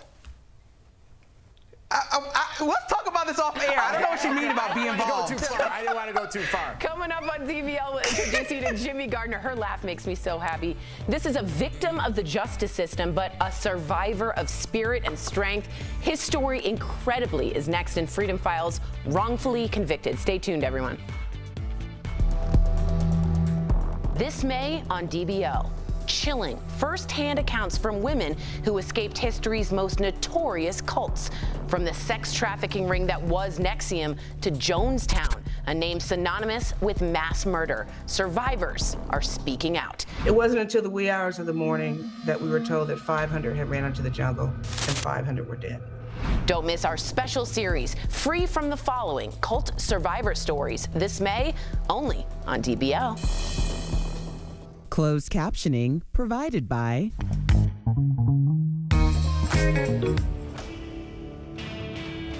Here's a question we got in an email. If we need to get booster shots, do we stick with the same brand as our original vaccine? Our sources are the FDA, Dr. William Schaffner, an infectious diseases expert from Vanderbilt University, and Dr. Anna Durbin, a vaccines expert from Johns Hopkins University. Well, at the moment, the scientists in the companies and the NIH are working on kind of phase 2 vaccines, right? So-called boosters. We haven't decided we need them yet. The other good news is those are starting to be tested, and even different platforms or mixed vaccinations are also starting to be tested, particularly in the UK. Basically, while we don't know if we need booster shots, the pharmaceutical companies have already started to test for them. And while it's likely if you got, say, a Pfizer vaccine, you would then get a Pfizer booster, testing on mixing brands is also starting. We'd have to look at that, look at the data, because we want to make sure we maximize the benefit and minimize the side effects. Most importantly, with all this booster talk, all recommendations about booster shots need to come from the FDA and the CDC.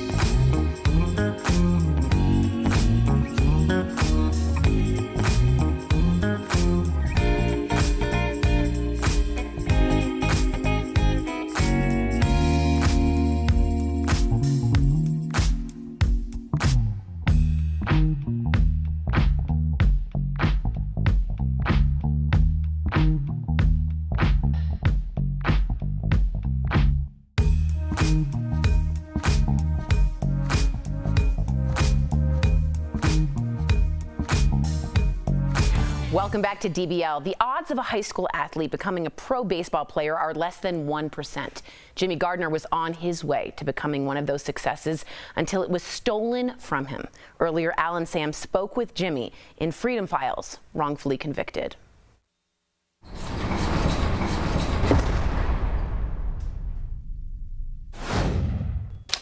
When it comes to baseball, Jimmy Gardner manifested his destiny. I told Coach Zeke at 10 years old, I said, one day I'm going to play for the real Cubs, Coach. I said, I'm going to play for the real Cubs. He said, yes you are. And at 17, I was drafted by the Cubs. Jimmy plays on different minor league teams awaiting his call up to the Chicago Cubs. But in the summer of 1987, events happened that forced him down an unforeseen path. I was actually on the mound pitching when one of the crimes happened. 2 crimes involving 3 different women. The first is a home invasion where an elderly woman is beaten and her 60-year-old daughter is raped. Then another rape during a home robbery. All the crimes happen in Kanoa City, West Virginia, the same city where Jimmy's minor league team plays. It was like a dragnet. The police, they took over 100 plus men, black men off the streets of Charleston. They took all the black guys off my baseball team. Jimmy is questioned and fingerprinted. I was told nothing matches and they let me go. And I went on and finished the baseball season and went on home. 2 years later, police follow Jimmy to Florida where he's living. He is arrested and charged with sexual assault and robbery. The state calls forensic expert Fred Zane to the stand. It was just a horrible trial, and this guy was full of lies. Fred tells jurors the results from the rape kits don't exclude the baseball player, but the victims disagreed. They were saying it was a light-skinned African-American that stood about 6 foot tall. And, I'm 6'3", and I'm dark. I'm a dark man. The jury acquits Jimmy in one of the rape cases, but finds him guilty in the other. The judge allowed me to speak before I was sentenced. And so I used profanity, F you, the prosecutor, all of you all in here. And I told him he was wearing the wrong robe. It should be white and he should have a white hood on. Jimmy is given the maximum sentence, 110 years in prison. After 3 years behind bars, news breaks that Fred Zane, the star expert from Jimmy's trial, has lied about his credentials. He lied about him being a chemist. His entire body of work was to be deemed invalid. Fred Zane is charged with fraud, but Jimmy's case remains at a standstill for 23 years. My case was a total miscarriage of justice, and that I have been held in legal purgatory for a period of 20 plus years. After spending his days in prison waiting for justice, in 2016, Jimmy finally gets his petition before a federal judge who allows him to have his day in court. Then September 7th, 2016, after we had a DNA expert come in and testify on my behalf, the state of West Virginia dismissed all charges with prejudice. Finally, after 27 years, Jimmy is a free man.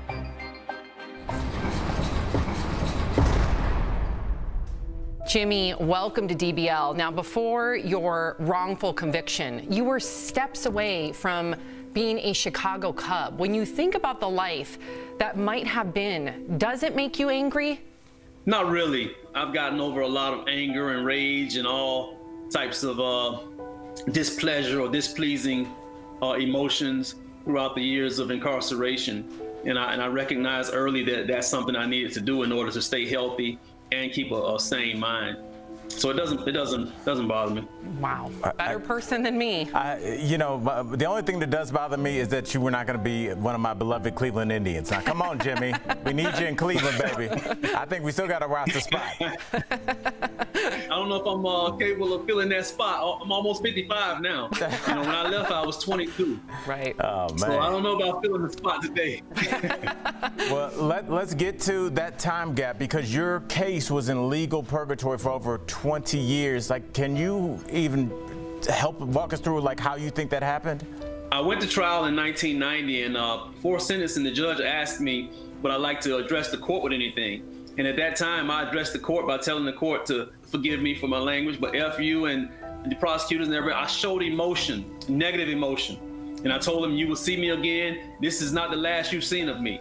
And my mouth, I guess, kind of got me in trouble. The judge didn't rule on any of my petitions, didn't allow me to come back into the courtroom, just kept my case in limbo. And that happened for a period of over 20 years. Wow, Jimmy. I mean, that's vindictive, though, of that court. 20 years? That's vindictive. Let's get to some good news, some better news. Your amazing wife, Leslie, is the first black woman appointed as a federal judge in Georgia. So how about that? Your sister, your sister-in-law, who I think maybe some people have heard of her, Stacey Abrams. With her. First of all, I'm going to say this, Jimmy, you probably have the most intimidating family reunion ever.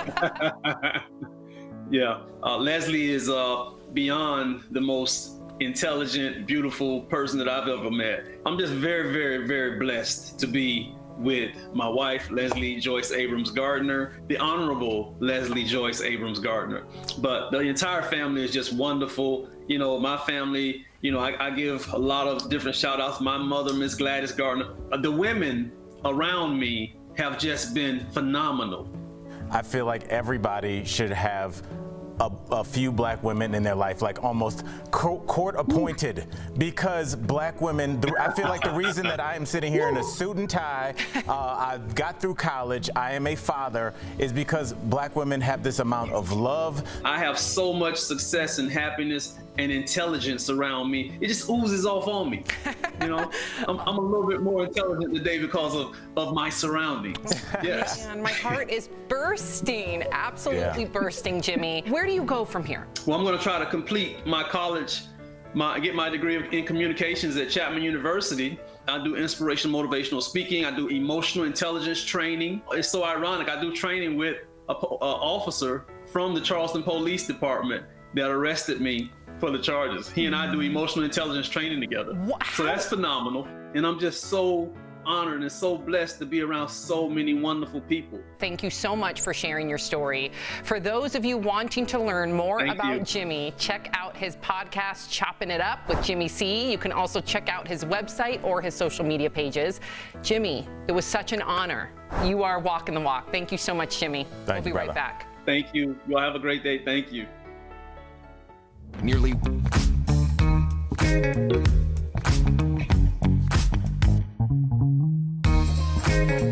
If you plan on getting your coronavirus vaccination, you might want to avoid partying too hard. Let's connect the dots. Doctors have already said a moderate amount of alcohol is probably safe before or after you get your coronavirus vaccine. There hasn't been research on how it interacts with the COVID-19 shots, but medical experts don't expect it to be a concern. In fact, studies have suggested small amounts of alcohol can actually benefit your immune system by reducing inflammation. But when it comes to heavier alcohol consumption, the story changes.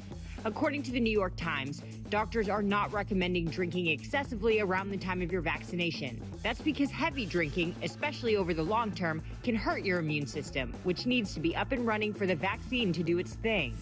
So what's the difference between moderate and heavy drinking?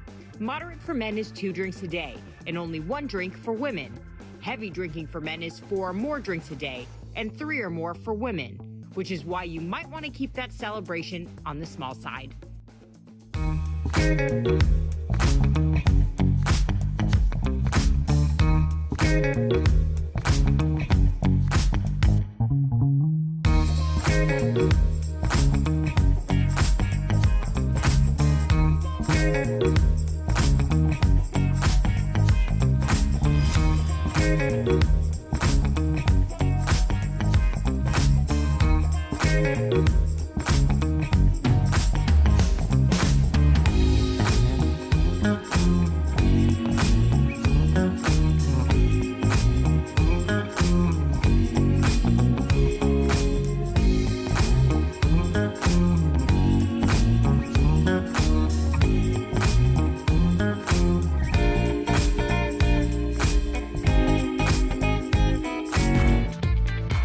Welcome back to DBL. If you've ever taken a fitness break during the pandemic, you're not alone. We're chatting about it in DBL's Focus on Fitness presented by QB. Now, the key is to get back into it, guys. Take small steps and frequently change up your routine. Our bodies actually don't respond well to the same activity over and over again. So if you used to run, ease your way back in by jogging 2 or 3 times a week. This will also help avoid any muscle strain or injuries. Or if it's an at-home exercise, just change up the intensity and how often you do it. Once you make exercise part of your routine, your endorphins motivate you to keep it up. Staying active is so important, and QB has made it easy, regardless of physical ability or age. So try their under-desk elliptical at home. Call 1-800-782-2351 or visit QB.com to learn more. We will be right back. Promotional consideration is brought to you by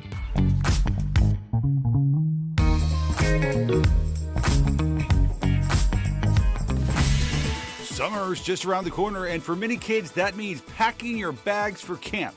So how safe is it this year? Let's connect the dots.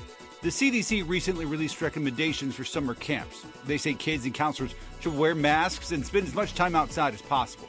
When inside, windows and doors should stay open. And while the CDC did not suggest a vaccine mandate, they strongly recommended eligible employees and campers get the shot. Last year, many camps stayed closed or had limited activities because of COVID, but health officials did learn some important lessons from the camps that stayed open. Last June, nearly half of the 600 campers and staff members at one summer camp in Georgia tested positive for COVID. A CDC report found the camp was not requiring masks, did not open windows and doors for ventilation, and encouraged loud singing and cheering. Meanwhile, camps that implemented multiple safety protocols experienced only a handful of cases. A successful tactic used by those camps, keeping kids in small groups where they only interact with each other. And that is connecting the dots.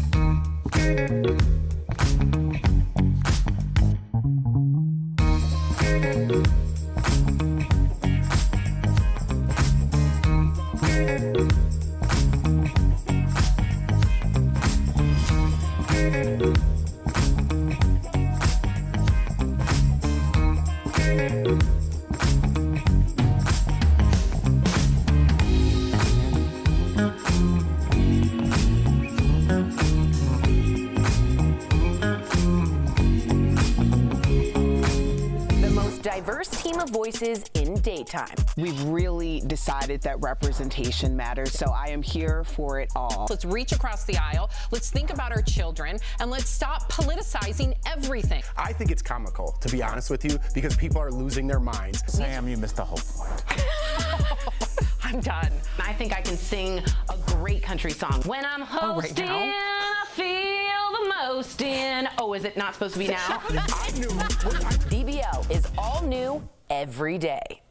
Oh, I got more comments from that singing than I've ever gotten. I can't believe people weren't, like, Sam and Erica weren't expecting you to sing after. I'm like... It's touring. Tori. Let's do it in a like, country have you voice. met Like her? that's what's the best, Tori. Yes.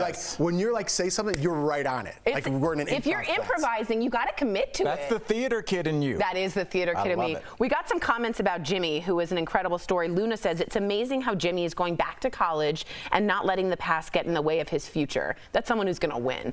And Bailey says, Jimmy is the epitome of resilience and strength. I'm just very proud of our show for doing Freedom Files Wrongfully Convicted. I think people should know about it, and I think people should know them personally and humanize it. I like that we do that. Yeah, I'd say that Sam and I talked about that interview with Jimmy for a couple days after. Like, it was like he did more for us than we did for him. What an incredible human being. Yeah, bravo. All right, everyone have a wonderful weekend. DBL, we're new every day. We'll see you Monday, same time, same place. Bye to our coworkers. We love you and miss you.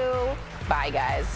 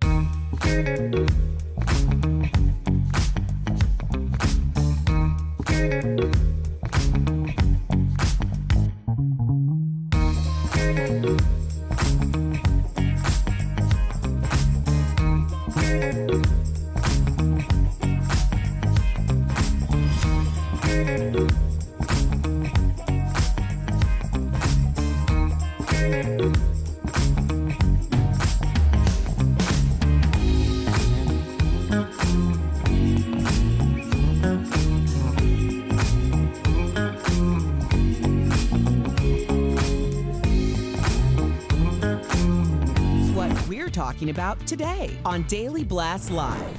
Cities, cruise ships, and workplaces all getting set to reopen, but some jobs are saying, don't come back without getting your shot. DBL Nation, is it okay for companies to require COVID vaccines? In today's Freedom Files Wrongfully Convicted, a baseball player drafted to play in the major leagues ends up being convicted for a crime he didn't commit. My case was a total miscarriage of justice. Lady Gaga's alleged dog nappers caught. Plus, why was Josh Duggar arrested by the feds? And Chaz Bono is on DBL live today. Real, honest, entertaining, live. DBL starts right now. 3, 2. Strong opening, I like it. Welcome to Daily Blast Live. It is Friday. We made it to the end of the week, April 30th, the end of a month. Yes. I am Tori in for Sam today, and I'm here with Jeff and Al. It's going to be May soon. Lindsay joins us from home. Good to see you, Lindsay. Well, it's the moment so many of us have been waiting for. Places are opening back up completely. Can I just stop you, Tori? You said it's going to be May, like, and you didn't say it like the boy band. You know, you just passed right over it. I can't have that on a Friday. You want me to do it like Please. You ready? It's gonna be May. Now we that can was okay, good. thanks, that was really good. Thank you. would be proud. Thank you, Lindsay. Appreciate that. All right. First up, New York City will fully reopen starting July 1st, meaning restaurants, gyms, shops, arenas, stadiums, and even some theaters will be fully open. Starting tomorrow, we got Las Vegas. The casinos will be back at 80% capacity, and it's expected that cruise ships will be allowed to sail again by mid-summer. Now, there's one condition. They'll require 95% of customers and 98% of the crew to be vaccinated. This brings up a super interesting conversation. Can companies require employees to get vaccinated? Now, according to one survey, more than 60% of companies in the U.S. will actually require proof of vaccination. But DBL Nation, we can all hear you, Bert. You're moving the chair. We can hear you. We want to know what you think. Is it okay for companies to require vaccinations? Go to dblvote.com to weigh in. Gentlemen, thoughts? Can we? Are we allowed to require? What do you think, Jeffrey? I think if you own your own business, you could do whatever you want to do, right? And you could make that one of your requirements. I'm not saying push that on everybody. I don't think that is the answer. How about incentivize? How about start there? Let's incentivize some of our employees to try to get back to normal, to try to get that vaccine. If you really are staunch and you hard against the vaccines, maybe work from home a little bit. Maybe try how that works out for 6 months, right? So I don't like a hard yes or a hard no, and if you don't do it, you're fired. I think incentivize and work from there. It's not a bad idea. I actually kind of like that. Lindsay, you're pregnant, and I just think, should they be mandating even pregnant women to be getting the vaccine, even though it's safe? What do you think that as a pregnant woman? Well, I know that a lot of these companies that are saying that they might require it are also leaving room for different exceptions, like people for religious reasons or health reasons that don't want to get the vaccine. So I don't know if the pregnant people fall in that category or what, but I think that it's just really abrupt when you had a year and a half of a lot of companies, if they were able to, letting their employees work from home, and then it's like setting these hard dates where it's like everyone's vaccinated by this date instead of kind of when they're comfortable. But I also think that in 5 years, this is not going to be a conversation. Like, everyone's going to have to be vaccinated, maybe less time in order to workplaces. It's going to be like kids going to school that need vaccinations. I'm all for it. I think we should have strict requirements. You know me, I'm for a vaccine passport at my house. I'm going to be a bouncer. I think it's a direct threat to people working there, and I think it should happen. Let's take a look at our vote. 61% of you said yes, it's okay, and about 40% of you said no. Interesting. All right, Al, I want your opinion on this. We got a quick update to a conversation we had earlier in the week. It's about Joe Rogan. Have you ever worked with Joe? I did once early in my career. I won what magazine? Men's Health Magazine's contest, a comedy contest, to open up for him and Charlie Murphy. So I did. And they were both really cool. It was early in my career. It was the first theater I ever did. Wow, that's huge. All right. Well, Rogan, if you didn't know, told millions of his podcast listeners that if you're a young, healthy person, there's no need to get vaccinated. He got a lot of pushback, including on our show. Even Dr. Fauci responded saying all eligible Americans should get vaccinated. But now Joe is sort of walking back those comments, or is he? So here's what he said in his podcast yesterday. You be the judge. I'm not an anti-vax person. Right. In fact, I said I believe they're safe, and I encourage many people to take them. I just said I don't think that if you're a young, healthy person that you need it. Their argument was, you need it for other people. So you don't transmit the virus. That makes more sense. So But that's a different argument. I'm not a doctor. I'm a moron. And I'm a cage fighting commentator who's a dirty stand-up comedian. I'm not a respected source of information, even for me. All right, so what did you make of what Joe Rogan said? Is he walking back those comments or not? Albert? I'd agree with two of the three things he said. I believe he is a comic and a commentator and a personality, but almost like us, I don't think that we realize that, like, when you look at these cameras and we're talking, because we're just real life friends, we don't realize these cameras go places. I don't know if Joe Rogan understands the influence he has. He talks into people's ears, and his thoughts go directly into people's brains for 3 hours a day, every day, especially for his loyal listeners. And in a way, what he says supplants what a doctor says. What he says supplants what people's parents say. That's how important he is in people's lives, because he's given people structure, people that didn't have it. So I don't think he meant any harm, but that's the problem when you start talking about things that you're not an expert in. Like all of us, you can do harm without trying to. You're a big fan, right? Then we shouldn't do stories about politics, right? Because none of us are in politics. We should do nothing about the government because none of us are in government, right? People have to be discerning at home and where they get their information and what they take in. If you don't like Joe Rogan talking, by the way, he prefaces this in the beginning of every podcast. He does a 3-hour-long podcast, and people plug 10 seconds of what he says. If you don't like this, then why do celebrities go up and endorse a certain president? Why do musicians do that? Why do athletes do that? If you don't like what Joe Rogan says and you think he's wrong, I think he's wrong too. Then we should denounce everybody who gets on that stage after they win an award and give their opinion about politics and say, I don't care what you have to say because you are not that. And I hear you, and you're actually making me change my mind. Lindsay, I want your opinion. Good argument. I a very good argument, but thank you. Does he How we get everybody? Bye, Jeff. But does he have more responsibility because of the platform he's in and where we are with the pandemic? I want to hear Lindsay. Go ahead, Lindsay. I think Jeff and I both love Joe Rogan, so it's hard to say that people need to be looking at him as a source of major information. I think like everybody has to do their job. Everyone has to do their job and find the source for the news that they're going to consume. And Joe Rogan is an opinion talk show host, so like, you know, give him some room to be wrong. You're saying we have to adult, is what you're saying. We have to be discerning. Yeah, make your own decisions. Right. Because Oprah voted for this person doesn't mean like, I love Oprah, I'm a huge fan, that's who I'm voting for. Do your work, do what's good for your life. Don't let celebrities and musicians and athletes influence who you are as a person. Be your own. Love that. Well, except for Al Jackson. Coming up on DBL, from a promising career in pro baseball to prison. This is an incredible story. One man shares his journey with a little help from, yes, Stacey Abrams in Freedom Files, wrongfully convicted. Plus, don't go away because we're talking live to actor and activist Chaz Bono. He's weighing in on Elliot Page's interview with Oprah and trans representation in Hollywood. And here's a hot button issue. It's going to get heated. Do you use self-checkout or go to the cashier at the grocery store? We're chatting about it next. Ooh, I can't wait. Closed captioning provided by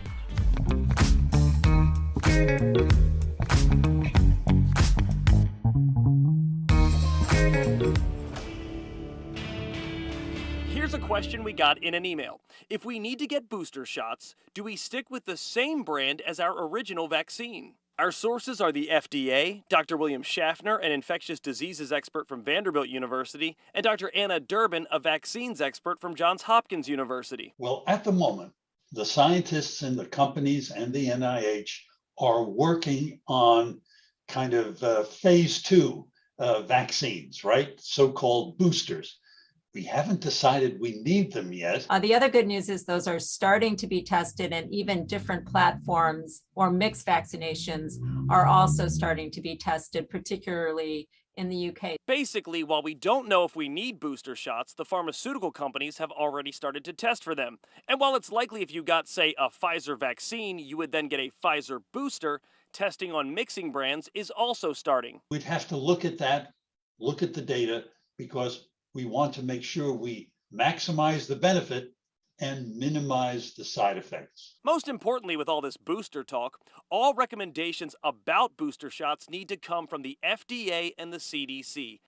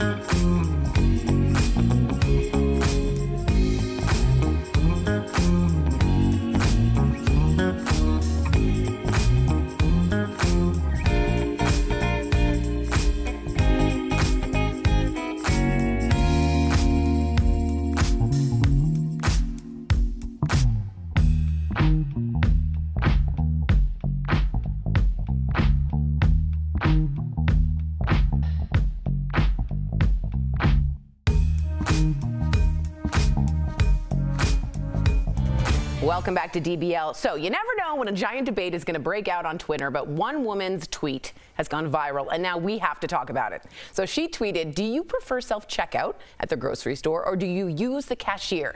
So this may seem like a simple enough question, but it turns out a lot of people have very strong opinions about this. I'm sure at home you're already arguing. So DBL Nation, do you prefer self-checkout or the cashier? Go to dblvote.com to weigh in.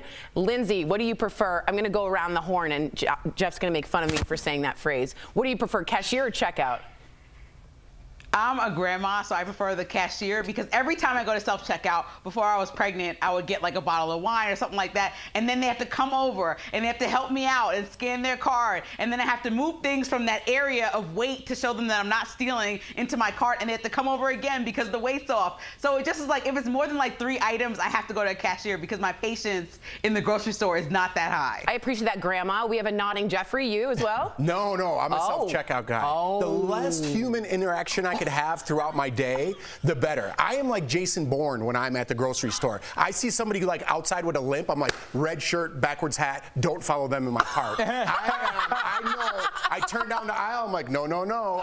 That person's on their phone too loud. I'm gonna push them into the chips. I am like Jason Bourne, and I go there, boop, boop. I even know some of the codes. Do like you? Like mandarin oranges or something? Oh, yeah.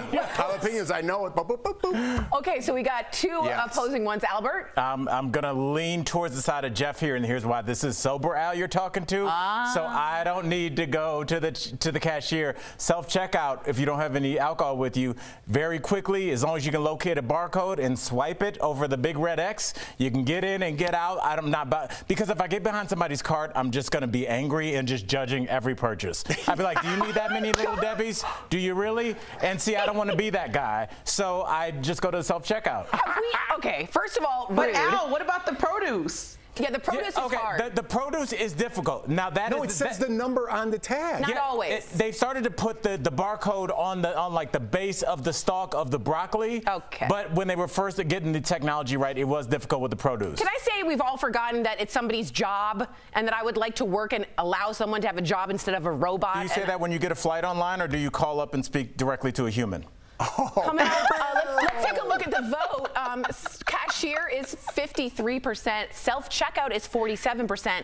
I do think Tori, what's your thoughts? I understand maybe some jobs are antiquated, but I'd like to keep the ones we have. However, have y'all seen the new Amazon where you already have a code and put things in your cart and just walk out? You don't do any of it. I've read articles. So that I don't know freaks where me they out. are, though. Yeah, what do you think, Linz? That freaks me out. That's too far. I don't want to. I had to use Apple Pay because I forgot my wallet the other day, and it really was uncomfortable. I'm like on my phone trying to scan. It just is like, just come on. Like, I need to go in my wallet and use a credit card. I don't know what the reason is, but I like to do that. Lindsay, don't call it a wallet. We all know you have a changed purse with coupons folded. But coupons folded like in the 8 pieces, just like, I have something for Chex Mix. Hold on, are those raisins? Okay, so we basically have 50. Rude. All the way, and everyone needs all the Little Debbies that we can deserve. All right, Al. Agreed. Coming up on DBL, new twist in the Lady Gaga dog-napping saga. The suspects have been caught, but is this the end of the story? And right after the break, we are talking live to actor Chaz Bono. Do not go away. We all know that movement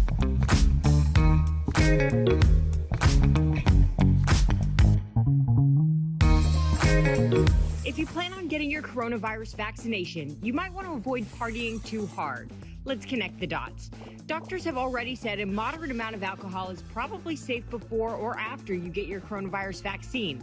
There hasn't been research on how it interacts with the COVID-19 shots, but medical experts don't expect it to be a concern.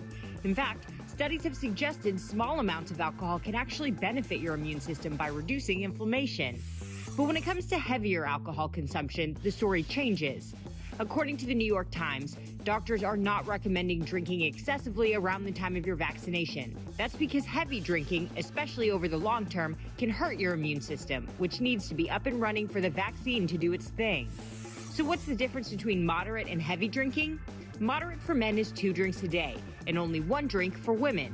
Heavy drinking for men is 4 or more drinks a day, and 3 or more for women, which is why you might want to keep that celebration on the small side.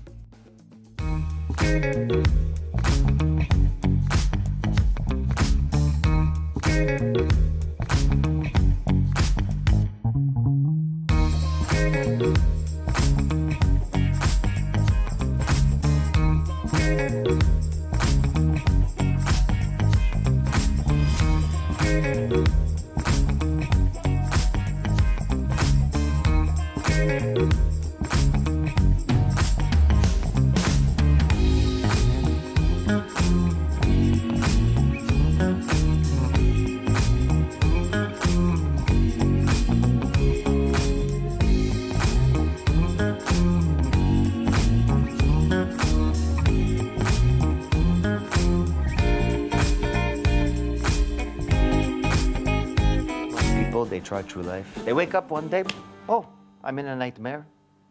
I don't know what I need. I think I'm in a nightmare and I don't know what I need. Aha.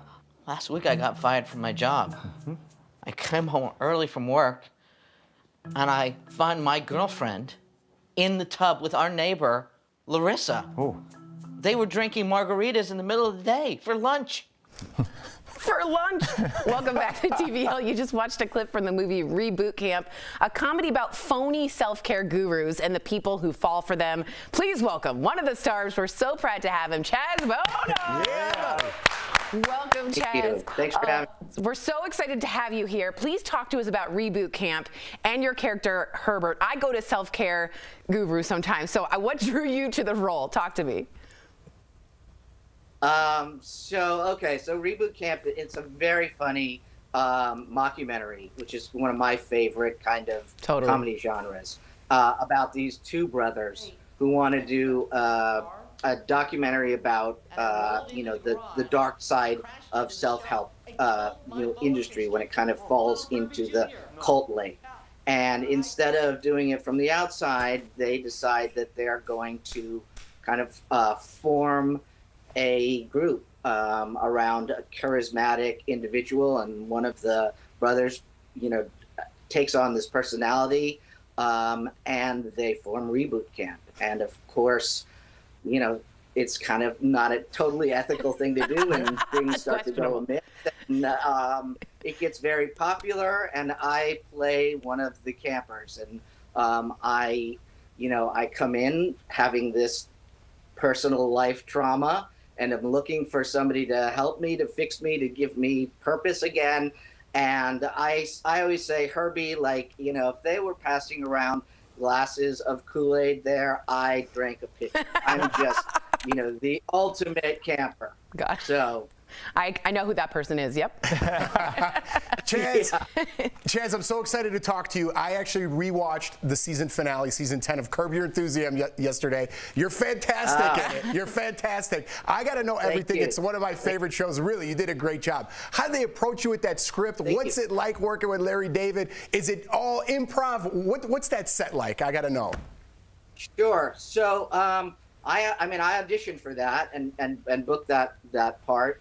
Honestly, when I auditioned, I was just so excited for that because I got to audition with Larry, and I've watched the show from the beginning and have been a huge fan. So I was like, well, if I book this, amazing, but if not, I've got a story that I got to do improv with Larry David. So and then working on it, it was great. There are no lines on their scripts. It is improv. They just kind of outline, the story of each episode and what's going to happen in the scene, and then you just kind of go, and it's a great process. Everybody on the show was amazing. Larry was awesome to work with, and because most television, when you work on something, you do it over and over again for different coverage from everywhere.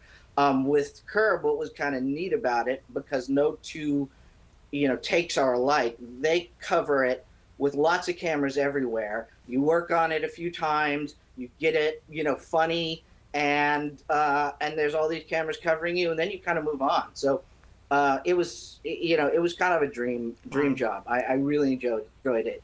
It was the first time I really got to do comedy. Up until then, I'd done 2 seasons of American Horror Story and some pretty dark independent films, so that was a lot of fun. Your timing was good. Did a great job. Yeah, you did a very good job. And Chaz, you also did a great job with the perfect transition into my question. How you doing? This is Al Jackson here, man. Obviously, you played a popular role on American Horror Story Cult. Can you tell us a little bit about what that was like?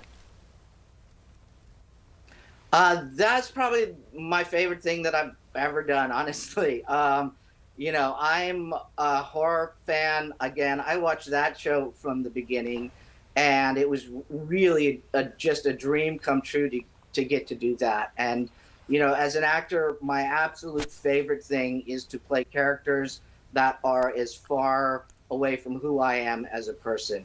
And then also to have the opportunity to develop that character, throughout the season. I think I was on, 8 or 9 episodes that season with that character and really had an opportunity to have an arc with it. And so, it was a dream. I mean, working on that show, the actors are so good. The whole crew, I mean, everybody is just amazing, top notch.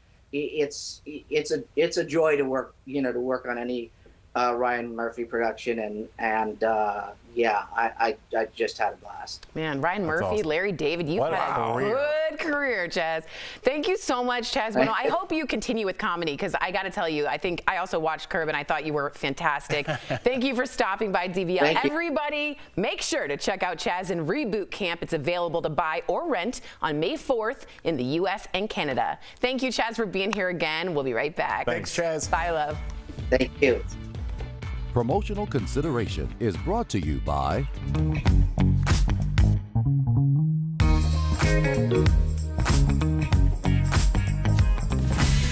Summer's just around the corner, and for many kids, that means packing your bags for camp. So how safe is it this year? Let's connect the dots. The CDC recently released recommendations for summer camps. They say kids and counselors should wear masks and spend as much time outside as possible. When inside, windows and doors should stay open. And while the CDC did not suggest a vaccine mandate, they strongly recommended eligible employees and campers get the shot. Last year, many camps stayed closed or had limited activities because of COVID, but health officials did learn some important lessons from the camps that stayed open. Last June, nearly half of the 600 campers and staff members at one summer camp in Georgia tested positive for COVID. A CDC report found the camp was not requiring masks, did not open windows and doors for ventilation, and encouraged loud singing and cheering. Meanwhile, camps that implemented multiple safety protocols experienced only a handful of cases. A successful tactic used by those camps, keeping kids in small groups where they only interact with each other. And that is connecting the dots.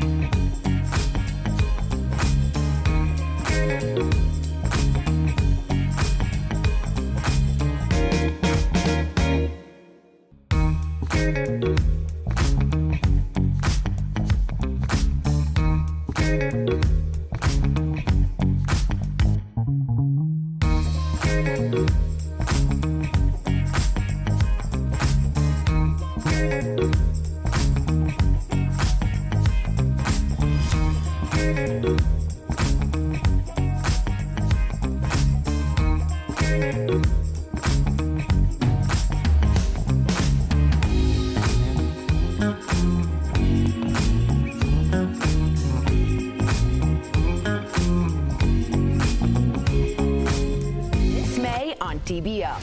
We're talking to the stars live. Kelly Osbourne, Patton Oswalt, Mary Lou Henner, and Derek Huff. Plus, your favorite sitcom stars of the 80s and the 90s. Melissa Joan Hart, Jaleel White, Kim Fields, and Candace Cameron Bure. Don't miss a day this May of DBL. Good celebs, I love that. Welcome back to DBL. We love sharing your comments. Dan on Facebook wrote, yes, every private business has the right to run their business the way they want. If you don't like the rules, then you don't have to patronize their business. Bo from Facebook says, I would say bye-bye. See ya, suckers. And that's fine. You should have put one more bye in, and then you could have went back to the inside. Bye. Ain't Okay. no lie. Archer says, yeah. do you know? I don't know the song. I just know there was an infomercial that a black guy taught where he's the choreographer, and it's like, ain't no lie. Bye. I will never forget that infomercial. So if anybody out there saw that infomercial, me and my friends laughed about that. 5, 6, 7, 8. Bye. Archer says, what's said is well known. People and celebrities, they do affect people, and mostly young people. So and they shouldn't. Right. They shouldn't have that kind of power or influence over somebody. You should, at home, be your own person and come up with your own judgments that's best for your personal life. Discernment, it's the word of the day. And finally, Bobby says, I would go to the cashier to save their jobs. Thank you, Bobby. If you're leaving us, you can watch the second half of the show on Facebook or YouTube. Saving jobs. Speaking of saving jobs, chat with other viewers, leave your comments, and be a part of DBL Nation. But if you're sticking around, here's what's coming up. Arrests have been made in the Lady Gaga dog napping case, but is there more to the story? Plus, reality TV star Josh Duggar is busted, the latest on the shocking allegations. Thanks to our co-workers working from home, we're new every day, and we will be right back.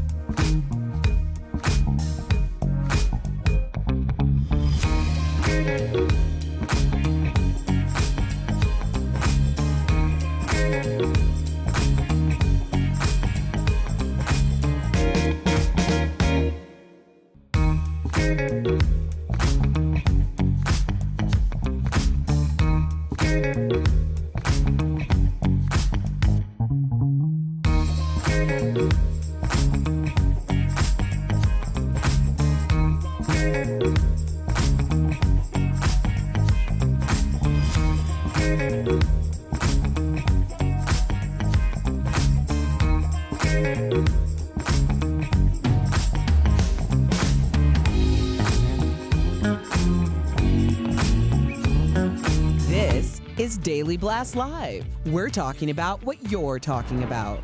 Real, honest, entertaining, live. DBL starts right now. 3, 2. Ooh, other side. Welcome to Daily Blast Live. I'm Tori. I'm in for Sam today. I'm here with Jeff and Al. Lindsay is joining us from home, and I'm going to eat some crow in this next story, and Lindsay knows exactly what I'm talking about. 5 people have been arrested for allegedly kidnapping Lady Gaga's dogs. Back in February, you guys remember this, 2 of the singer's French bulldogs were kidnapped, and her dog walker was shot. Now, 3 men who police say are gang members were charged with the crime. 2 others, including the father of one of the suspects and the woman who returned the dog, were also charged. Now, police say the suspects targeted the dogs because of their high value as French bulldogs, but did not know they belonged to the singer. I'm here on camera, Lindsay, to say I fully thought they knew. I thought they went on like a full moon. I thought they planned it all out, and I was wrong. Go ahead, Linz. What do you think? You know, the biggest part that stuck out to me about this story is the girl that went and tried to go collect the ransom money and whatever her connection was to these men that planned this stupid robbery. She not only doesn't have the money, but now she's probably going to jail for somebody that was not her forever soulmate. And so I don't know if that's even something that you would do for your forever soulmate. So I'm just confused about what her end game was here with this one. And I'm surprised that they got caught, honestly. I thought that the person was a nice lady that was going to take the money and move on, and that is not the end of this story. No. Lindsay, you're surprised that people that committed a robbery and then went into the police station got caught? No. I thought Lady Gaga was going to pay for it, like, to go away. She got her dog back, and she was like, I'm done with this. Don't worry about it, police. No, I don't she want to paid press for that charges. That's investigation. what I thought. She paid for that investigation. Jeff, you called that the woman was suspicious. And so did I. You did? I said this is ridiculous. Both of you. Well, Both it takes of a you. big person, Tori, to admit when they're wrong, and a bigger one to say that now we're right. We were absolutely right. Yeah, they You were trying to make this into Ocean's Lady 11. Gaga said, no questions asked, just bring back those dogs. And they got greedy, and they brought back the dogs, and that's how they caught everybody. Now, everybody involved could be charged with attempted murder because they decided to shoot that poor dog walker while they were trying to take these dogs. Why do you think it got so violent, Alec? Why shoot? I mean, I get a robbery. French bulldogs are really expensive. I've seen that before, but I've never heard of a dog napping with a shot. Right, it was weird, but I think it's those things that when you have a gun, for whatever reason, some people feel compelled to use it. And that's why some of the pushback on guns. Yeah. And in this situation, I just think we had a bunch of dumbbells that thought they could make some quick money, and all of a sudden somebody is shot. All of a sudden they have a hair-brained scheme that's falling apart that leads to them walking into the police station. And there are people whose lives are forever changed. This man that was shot's lives forever changed. So this is funny but sad at the same time. Right. So I'm You're glad he recovered. I am too. All right, on to another arrest. All of you are talking about this on at least the YouTube chat that I'm on. Reality TV's Josh Duggar has been arrested, and we now know why. It's on federal child pornography charges. The former 19 kids and counting star pled not guilty. Look at that face, by the way. Can I just? Let's take a second. I saw this morning, and I was so angry. Sorry. No, I think you're right, because everyone just popped up on the screen. They all just said the same thing, Jeff. He's currently now in an Arkansas jail. If convicted, he faces up to 20 years in prison. Now, this news comes just days after Josh and his wife announced they were expecting a 7th child back in 2015. Of course, Josh confessed to molesting 5 girls, 4 of which were his sisters. When he was a teen that same year, he also admitted to cheating on his wife using the affair site Ashley Madison. These, again, are all allegations. He has not been convicted, just arrested. Jeff, I know you feel really strongly about that. Go ahead and tell us what you're feeling. Well, these are just the ones that we know of, allegedly, right? Yeah. You know, so how many more are there? Do you understand the effects that has to those 5 people, probably more? That for the rest of their lives, they will never be the same person. And he's got that look on his face. Yeah. I mean, I have 2 kids, and I could feel my blood literally starting to boil. This is a problem, not only in our country, but around the world. Sex trafficking, the videos that he has in his possession, where do these kids come from? Right, where are they? There's stories of sex trafficking in the United States where truckloads, semis full of young children are being pulled over, and we find it, and it's not hitting the front page. We're worried about something else. This is a huge problem worldwide, and it disgusts me that this doesn't get more attention in the news. I appreciate that. Lindsay, you're about to have a child. How does it make you feel? I mean, I know these are all allegations, but I think it's like one of the most disgusting crimes that you can commit if he's convicted of all this. And I'm happy that while they go through the trial process, if he is ever out of not behind bars, they are going to have somebody supervising him. I read on TMZ to make sure he's not around any children. I mean, the fact that he even has a platform, like 19 kids and counting, the ironic nature of that show, and then him being like the spokesperson for a big, nice family, it's just really disgusting that this is what he turned out to be, such a monster, allegedly. And, you know, I hope that he gets everything that's coming to him if these allegations are true. I agree. Al, what do you think about that smirk on his face? A lot of people writing in about the mugshot, that they viscerally reacted to this and said how they made it feel. Had you have 3 kids? I mean, yeah, I would smirk too if I felt like I had gotten away with this for years. I mean, there's been smoke around this guy for years, and that did not stop people from backing him with product. That did not stop people, like you said, Lindsay, from giving him a platform. So there's a lot of people's hands that are dirty here, and a lot of people that made a lot of money knowing that something was wrong. And we're all adults, and we all have a sixth sense about when something's going on. And maybe after somebody's been accused of molesting at least these five young women maybe don't have a seventh kid with them. But what do I know? Well said. Moving on to a different story, Destiny's Child star Kelly Rowland had a Zoom party during the birth of her son. Interesting. Kelly gave birth to her second son, Noah, earlier this year, but because of COVID, her husband and doula were only allowed in the delivery room. But Kelly recently said in an interview that her Destiny's Child sisters, Beyonce and Michelle Williams, were able to watch the birth over Zoom. Now, Beyonce's mom, Tina Knowles, and Kelly's mother-in-law were also invited to the Zoom chat. I'm saying TMI, I'm gonna go to the pregnant lady really quick. Are we gonna have like a Zoom invite for Colin? Yes, and you, we'll send the link. The 1:30 meeting, are you gonna let me tell you. The 1:30 meeting, are we gonna be like, what's going on? I've never been so firmly against something in my life. That is just a hard, extreme no. It's a hell no. What do you mean? Nobody's gonna be Zooming in. Like, I already told you I hate Zoom and I don't want to attend. I wouldn't ask you guys to attend a Zoom baby shower of mine. Just send your wishes, your well wishes my way. I'm done with Zoom, so it definitely is not happening inside of the delivery room. Not even a chance. Not even. I mean, I'm not even entertaining the idea. It's private, right? Y'all have been in the room. Yes. It's private and very sort of. And I don't say this. There's a lot of. But I would argue parts. it's the most private thing ever. Is that situation right there between those two people? Maybe the mother or mother-in-law is in there. That's your business.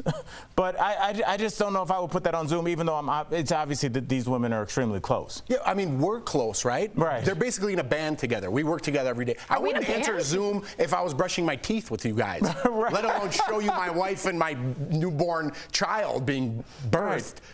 Listen, Lindsay, I'm just going to leave it there. It's amazing and crazy and all of it. Just explain the picture. Let me tell you something. If even my sister was in town, then she can see me right after I get home. She's not Zooming in, even if she's not in town, then I guess I'll see her when she gets here. It's not happening even with my real sister, not my fake band sister. Lindsay, I don't want to go too, are you going to let Colin be involved? Let's talk about this off air. I don't know what you mean about being involved. I didn't want to go too far. Coming up on DBL, we'll introduce you to Jimmy Gardner. Her laugh makes me so happy. This is a victim of the justice system, but a survivor of spirit and strength. His story, incredibly, is next in Freedom Files, Wrongfully Convicted. Stay tuned, everyone. This May on DBL. Chilling first-hand accounts from women who escaped history's most notorious cults. From the sex trafficking ring that was NXIVM to Jonestown, a name synonymous with mass murder. Survivors are speaking out. It wasn't until the wee hours of the morning that we were told that 500 had ran into the jungle and 500 were dead. Don't miss our special series, Free from the Following, Cult Survivor Stories, this May, only on DBL. Closed captioning provided by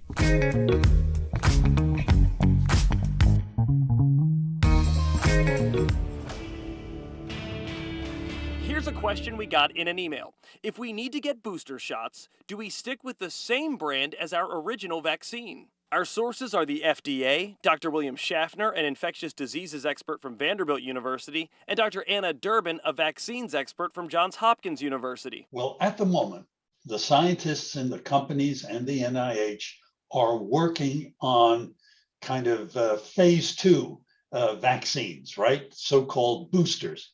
We haven't decided we need them yet. The other good news is those are starting to be tested, and even different platforms or mixed vaccinations are also starting to be tested, particularly in the UK. Basically, while we don't know if we need booster shots, the pharmaceutical companies have already started to test for them. And while it's likely if you got, say, a Pfizer vaccine, you would then get a Pfizer booster, testing on mixing brands is also starting. We'd have to look at that, look at the data, because we want to make sure we maximize the benefit and minimize the side effects. Most importantly, with all this booster talk, all recommendations about booster shots need to come from the FDA and the CDC.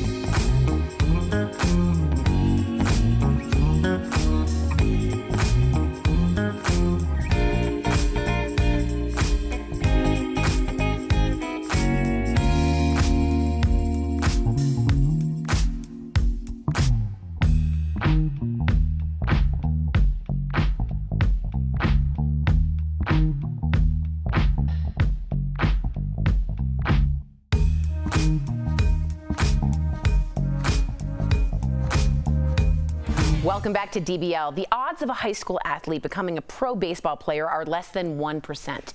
Jimmy Gardner was on his way to becoming one of those successes until it was stolen from him.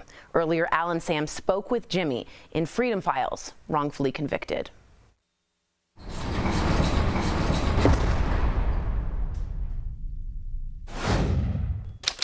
When it comes to baseball, Jimmy Gardner manifested his destiny. I told Coach Zeke at 10 years old, I said, one day I'm going to play for the real Cubs, Coach.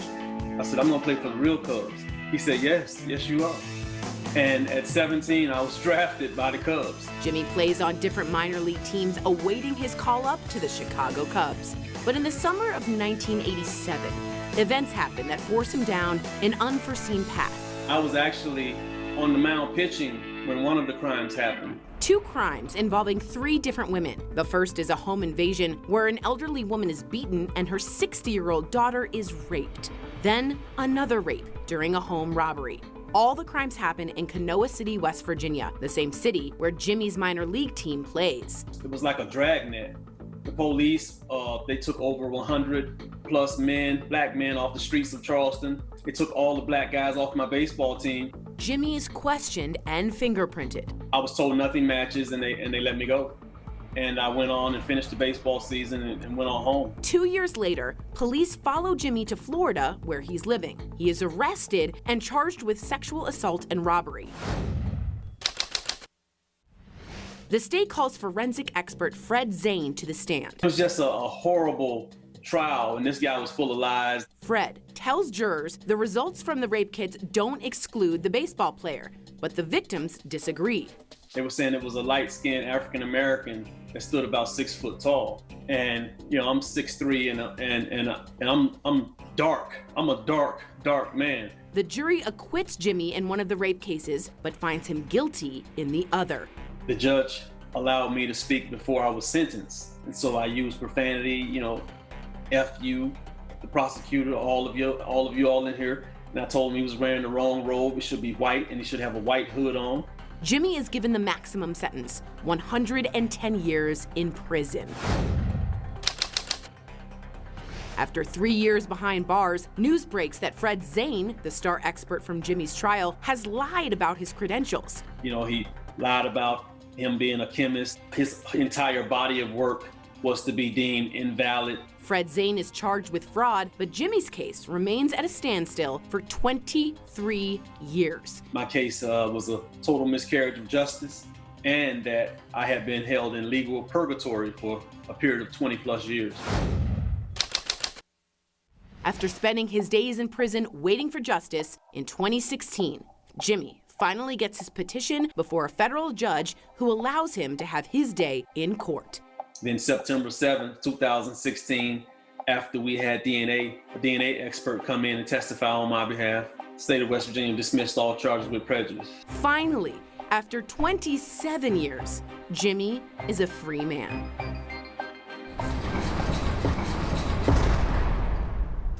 Jimmy, welcome to DBL. Now, before your wrongful conviction, you were steps away from being a Chicago Cub. When you think about the life that might have been, does it make you angry? Not really. I've gotten over a lot of anger and rage and all types of displeasure or displeasing emotions throughout the years of incarceration. And I recognized early that that's something I needed to do in order to stay healthy and keep a sane mind. So it doesn't bother me.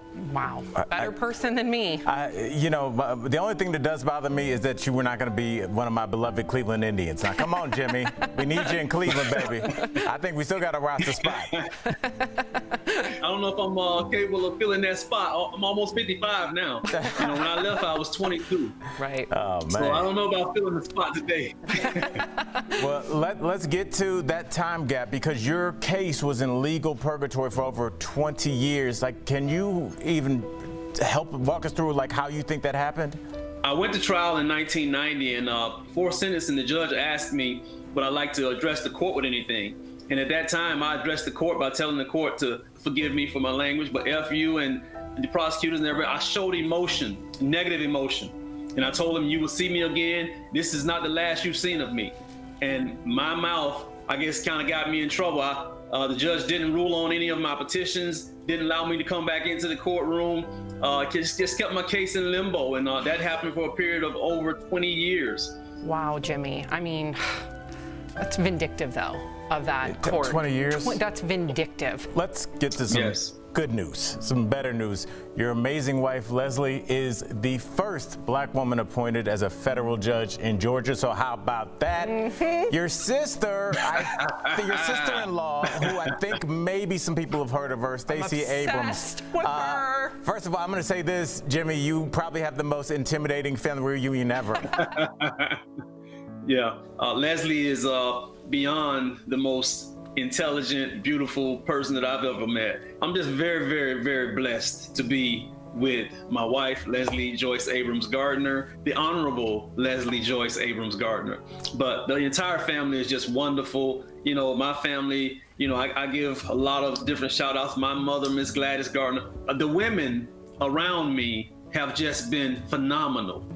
I feel like everybody should have a few black women in their life, like almost court appointed, because black women, I feel like the reason that I am sitting here in a suit and tie, I got through college, I am a father, is because black women have this amount of love. I have so much success and happiness and intelligence around me. It just oozes off on me. You know, I'm a little bit more intelligent today because of my surroundings. Yes. Man, my heart is bursting, absolutely bursting, Jimmy. Where do you go from here? Well, I'm going to try to complete my college, get my degree in communications at Chapman University. I do inspirational motivational speaking. I do emotional intelligence training. It's so ironic. I do training with an officer from the Charleston Police Department that arrested me for the charges. He and I do emotional intelligence training together. Wow. So that's phenomenal. And I'm just so honored and so blessed to be around so many wonderful people. Thank you so much for sharing your story. For those of you wanting to learn more about Jimmy, check out his podcast, Chopping It Up with Jimmy C. You can also check out his website or his social media pages. Jimmy, it was such an honor. You are walking the walk. Thank you so much, Jimmy. We'll be right back. Thank you. Y'all have a great day. Thank you.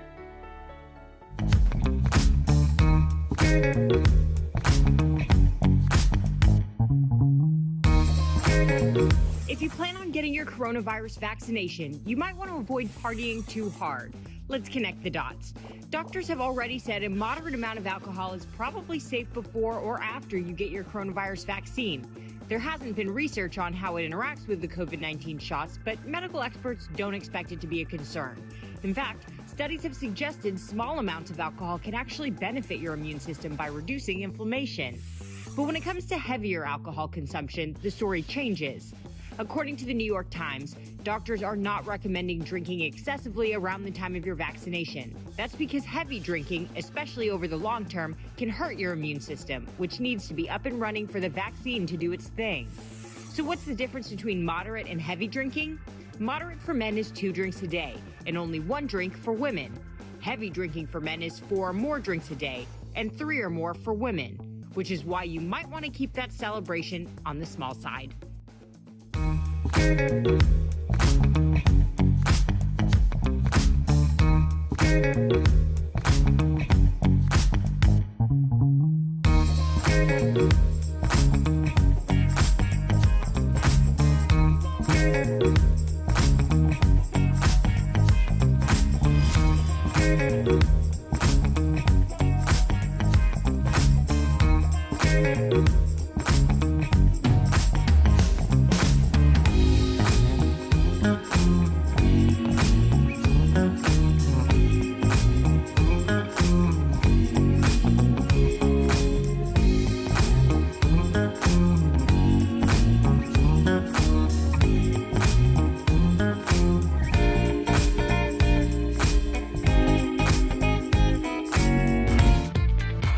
Welcome back to DBL. If you've ever taken a fitness break during the pandemic, you're not alone.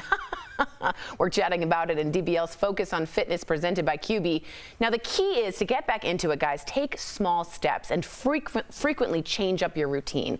Our bodies actually don't respond well to the same activity over and over again. So if you used to run, ease your way back in by jogging 2 or 3 times a week. This will also help avoid any muscle strain or injuries. Or if it's an at-home exercise, just change up the intensity and how often you do it.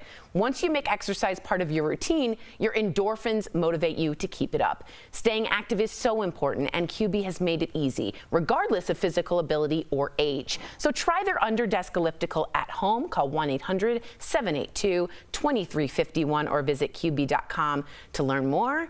We will be right back. Promotional consideration is brought to you by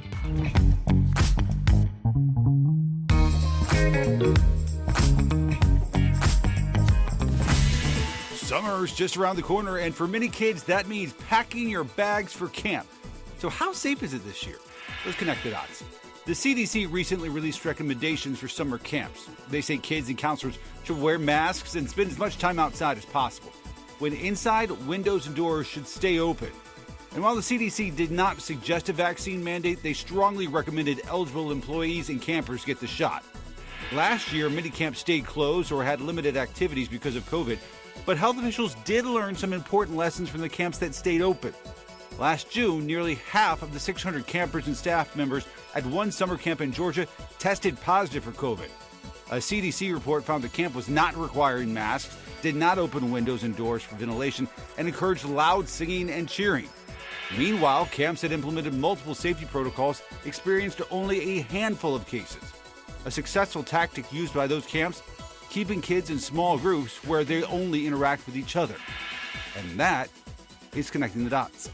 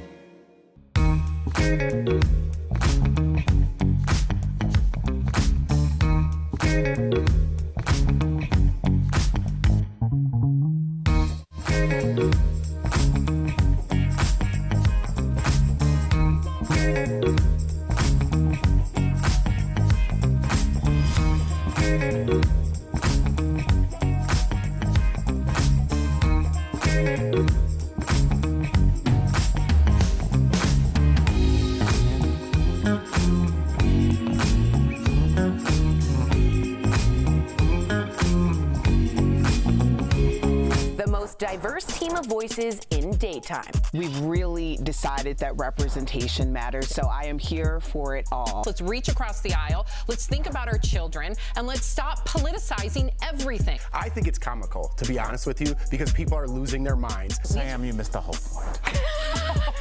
I'm done. I think I can sing a great country song. When I'm hosting, I feel the most in. Oh, is it not supposed to be now? I knew. DBL is all new every day.